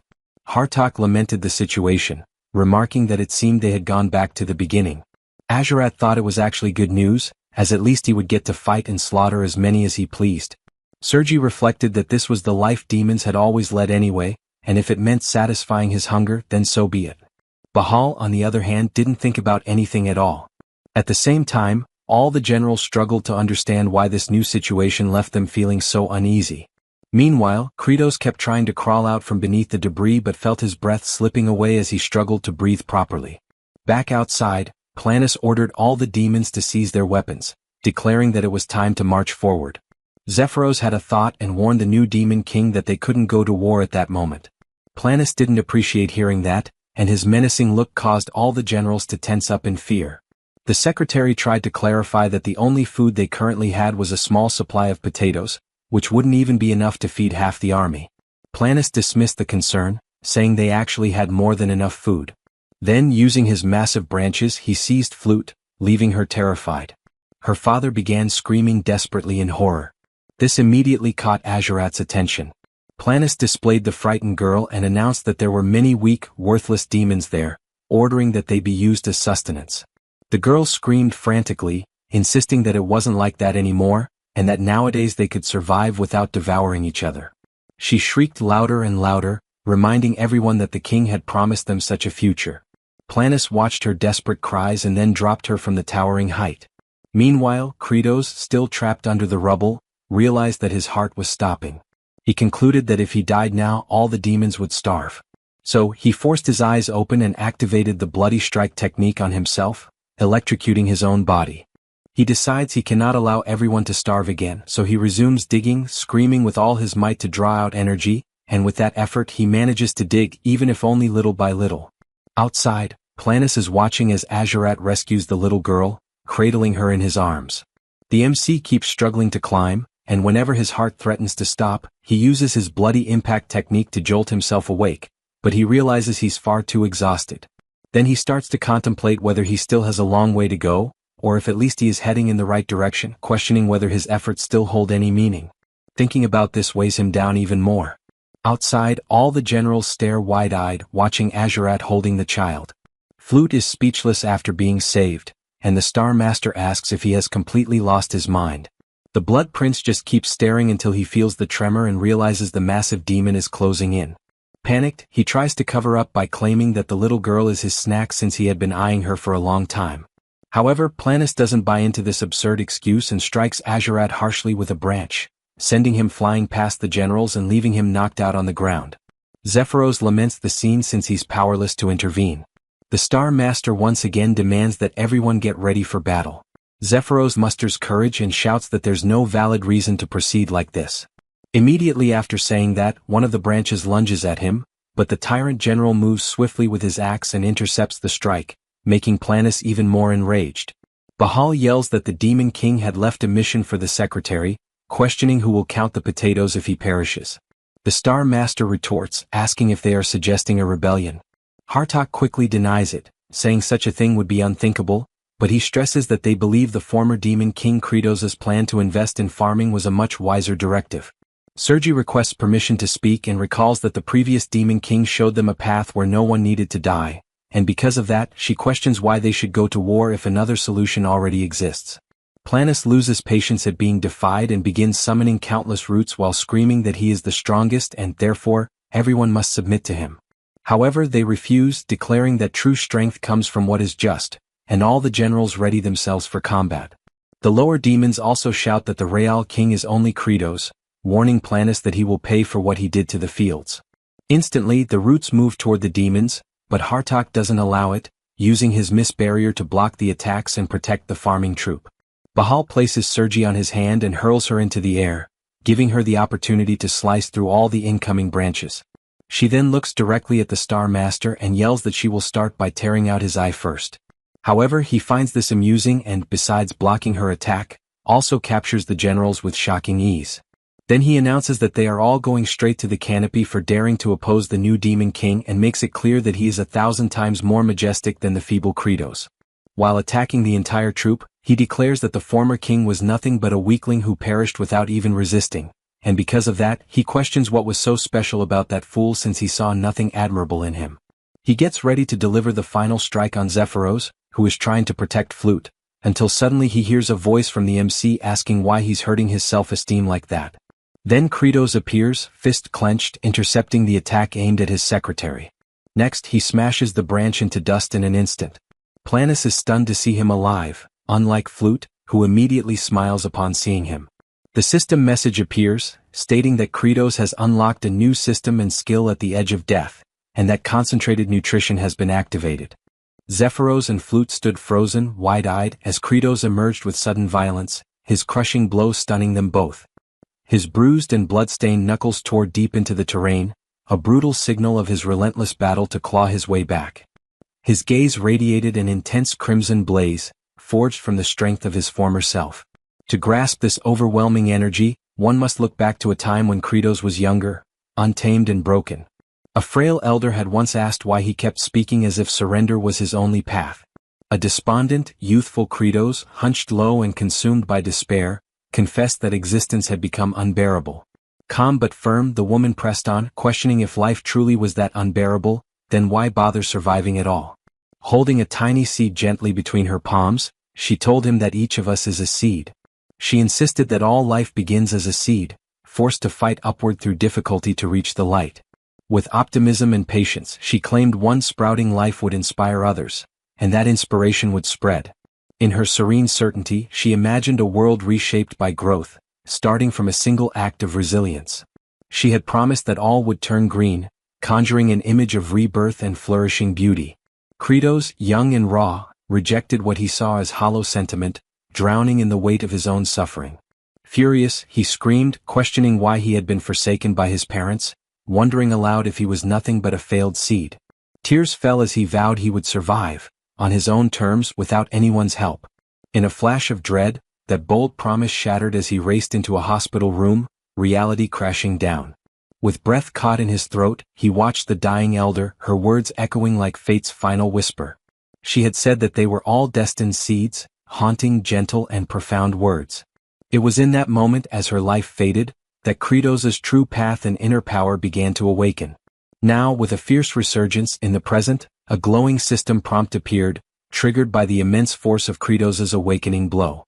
Brilliant golden energy radiated outward, signaling the unleashing of his unrestrained power. Kratos took notice. A system called Mana Seed had activated, something unknown, clearly not from the game's usual framework. It presented a third-tier Mana Seed, enhancing his attributes and unlocking a sliver of hope for escape. Then came the unveiling of a rare function, concentrated nutrition, an ability allowing all stats to be funneled into a single category, usable once each day. Kratos's eyes lit up, burning with determination. His course was now clear. A baseline boost of 30% to all attributes appeared as the seed took root. A radiant blue nucleus, shaped like a seed, materialized before him, the heart of this new strength. His power now amplified further to 39%, the metamorphosis drawing near. Letting loose a primal roar, Kratos invoked concentrated nutrition, directing the totality of his stats into raw physical might. His physical prowess skyrocketed to an incredible 155%, all other stats falling to mere fragments. With explosive force, he erupted from below the surface, his body wrapped in dirt, a walking embodiment of brute strength. Planus recoiled, visibly staggered by the crushing weight behind Kratos's punch. The towering foe stumbled, disoriented by the sudden reversal of momentum. The earth itself groaned and cracked beneath Kratos's return, unable to withstand the magnitude of his reawakening. From the rubble, a golden-lit arm thrust upward, declaring the return of a forgotten legend. His flowing cape swept the air dramatically, a banner of war revived. Kratos, once demon lord, now reborn, stood unyielding, staring down the immense form of Planus. Still trembling from the impact, Planus demanded answers, voice shaken, asking how Kratos had managed to survive, if it's really him standing tall. Kratos, wounded but intact, responds sarcastically by asking if seeing him isn't clear enough to know that he is in fact himself. Nearby, the demon farmers gazed on with faces lit by both relief and awe, recognizing their true sovereign at last. Kratos now stood before them, restored and resolute, the leader they had long awaited as the farmers erupted into cheers for a harvest yet to come. T-Bone, seeing his father, rushed toward Kratos without hesitation. Seeking solace, the little creature pressed affectionately against Kratos's cheek, drawn by warmth and familiarity. Hartok, though visibly relieved by Kratos's return, concealed a storm of lingering doubts beneath his expression. Sergei, clad in battered armor and stained with defeat, trembled at the thought that Planus might be insurmountable. Even Bahal, wounded yet breathing, questioned whether even a demon lord's strength could match Planus's monstrous force.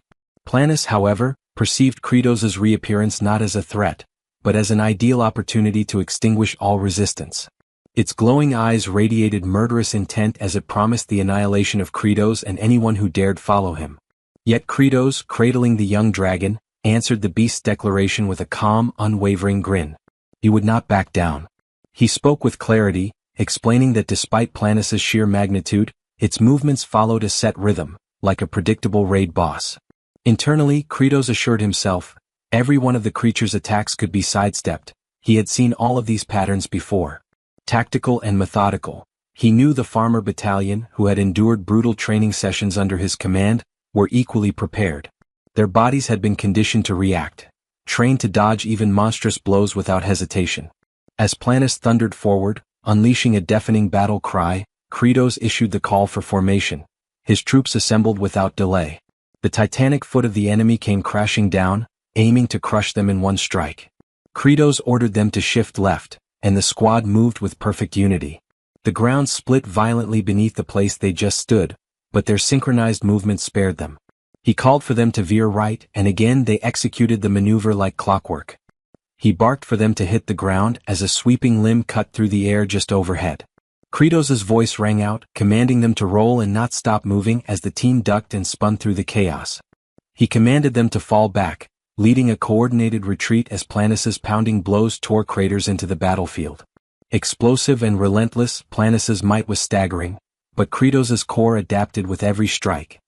He shouted again for them to leap, as an enormous limb shattered the terrain where they'd been moments earlier.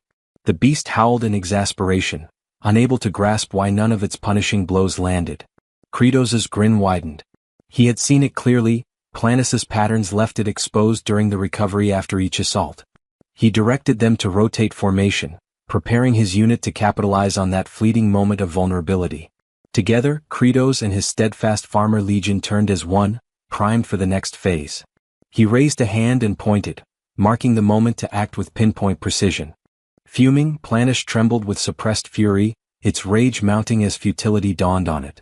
A deep red glow enveloped the beast, and with a deafening cry, it descended into full frenzy.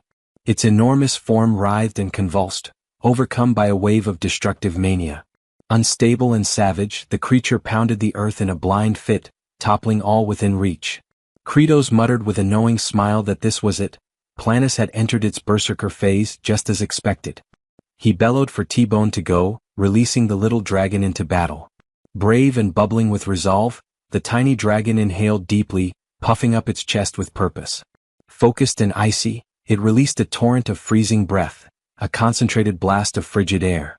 The frost-laced attack struck Planis directly, clinging to its thick hide and beginning to immobilize its form. Caught off guard, Planis recoiled, its body twitching as the unnatural cold seeped through its enormous limbs. Kratos observed thoughtfully, even with his reinforced strength, brute force alone wouldn't be enough to break through such a massive frame. Yet the creature was still a plant. That simple fact anchored Kratos's calculated approach. The thought sparked a glint in his eyes as his mind unfolded its ruthless scientific logic. Bitter cold, merciless and methodical, would expand Planis's internal structure. The extreme temperature would rupture the beast's fibrous body from the inside out. A smirk crept across Kratos's face. He knew the moment of execution was drawing near. T-Bone swiftly retreated just as the massive entity began to groan under the freezing pressure. A sharp, echoing fracture resounded across the battlefield, the sound of Planis's colossal figure starting to splinter. Its eye widened with dreadful realization, now grasping the brutal ingenuity behind Kratos's plan. The once rampaging beast, burdened by its own towering weight and brittle form, had become its own undoing. Kratos's smile grew colder, savoring the impending ruin. Planis howled in panic, asking what was happening as its insides shredded themselves apart.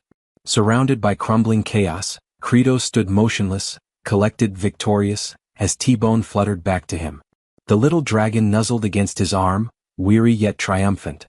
Kratos gently praised him, acknowledging the effort. Cradling his companion, Kratos stepped forward, preparing to deliver the concluding blow. He crouched low, muscles coiling with power as he readied his final offensive. He growled that this would end now, hurling himself forward with blistering velocity toward the faltering titan. As he closed in, Kratos exposed another botanical vulnerability, one that plagued all tree-like foes. A hollowed, dark knot, the heart of weakness, yawned open across Planis's bark-like chest. That cavity, the very flaw in its otherwise impenetrable surface, marked the end. Summoning the full might of his enhanced power, Kratos reared back his fist. With a primal cry, he drove it into the knot, striking with terrifying force. The impact unleashed a chain reaction. The titanic frame of Planis convulsed and shattered. It broke, splintered, and groaned as its structure buckled from within. Each fragment of its wooden flesh fell like shards of a collapsing tower. Finally, a guttural moan escaped the beast's core, and Planis's massive frame began to cave in, signaling its annihilation. As its form disintegrated further, its essence evaporated into the air, dissolving, scattering. A violent explosion ripped through the landscape as the core burst apart, dispersing corrupted energy in all directions. Onlookers, Kratos's allies, gazed from below in stunned reverence. Their demon lord had triumphed. The final wail of Planis echoed briefly before silence took its place. The great tree's reign ended, or so it seemed. Yet amidst the settling dust and shards, a haunting remnant remained. A piece of its frigid form, suspended in crystalline stillness, pulsed with eerie green light. It refused to dissolve, refused to fade. Perplexed, Kratos narrowed his gaze, unsure if the monster had truly perished. He watched as the distorted visage of Planis receded, only to sink unsettlingly into the soil. Its root-like appendages slowly disappeared beneath the surface, its presence lingering like a toxin. This wasn't how boss-level enemies were supposed to die. Suddenly, a chilling certainty gripped him. From the tainted ground below, Planus began to reform. Its essence twisted upward, reshaping into something darker, more fearsome. Kratos tried to move, but it was too late. Tangled tendrils of living bark ensnared him. He was bound, immobile. Towering above him stood a newly reborn monstrosity, a twisted, humanoid tree abomination. Across the battlefield, the farmer corps stared in horror, their morale cracking as the nightmare renewed. Planus, now reawakened and grotesque, announced the truth behind its rebirth. It had not fallen, it had fed. Consuming the battlefield's nutrients, it had returned stronger. A cursed seed, that's what it called itself. A cursed seed, nurtured in poisoned earth. And now, bearing the legacy of corrupted might, it declared its new purpose, to drench the world in venomous death. With a menacing promise, the reawakened plant monstrosity lunged forward, intent on annihilating Kratos. Bahal interceded, swinging a massive axe in defiance. Ancient, thudding, his strike landed with a solid crash against the beast's hide. But the blow had no effect. The grotesque creature remained untouched. Before the warrior could react, Planus retaliated with overwhelming force, sending him hurtling through the air like a broken doll. Sergi emerged, retaliating with a storm of razor-edged blades. Her flurry barely grazed the surface before Planus's unyielding form repelled her offensive. A counterstrike followed instantly, leaving Sergi wounded and crumpled beside Bahal. Witnessing his allies falter, Hartok surged forth, releasing a tremendous retaliatory strike. The blow connected, forcing the towering plant to stagger, pained and furious. Eyes burning with resolve, Azurat drew forth a lethal dagger, prepared for a precise, vital blow. His blade pierced Planus, acting with grim determination. Crying out for bountiful harvest, he prepared to finish the battle with a decisive slash. Though comrades had fallen in the clash, he understood the true menace still loomed. He was the last one facing the abomination alone. Besieged, surrounded by silence, with every companion subdued, he prepared himself for the climactic confrontation. And then, with a swift and stunning motion, Azurat severed the creature's head. Crumbling, eerie, the lifeless head tumbled as an ominous green glow radiated from the decapitated body. The colossus began to break apart, its hulking frame dissolving in slow, glowing disintegration. Sparkling motes scattered as the beast was reduced to dust.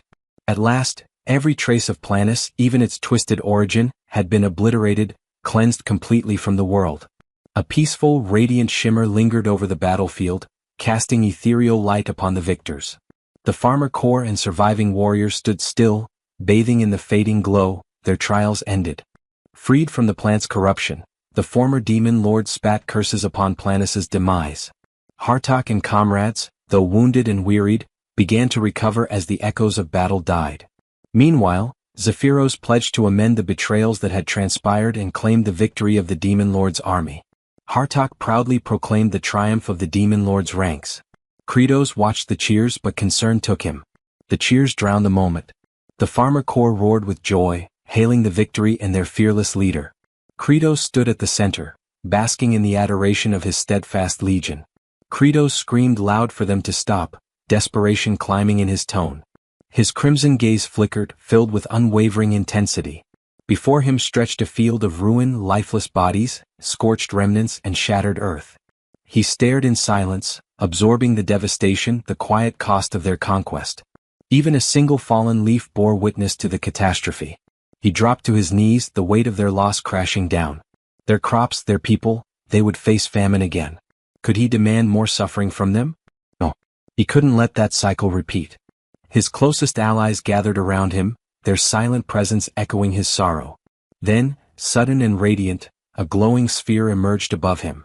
Mysterious and pulsing, it hovered precisely over a solitary, lifeless leaf.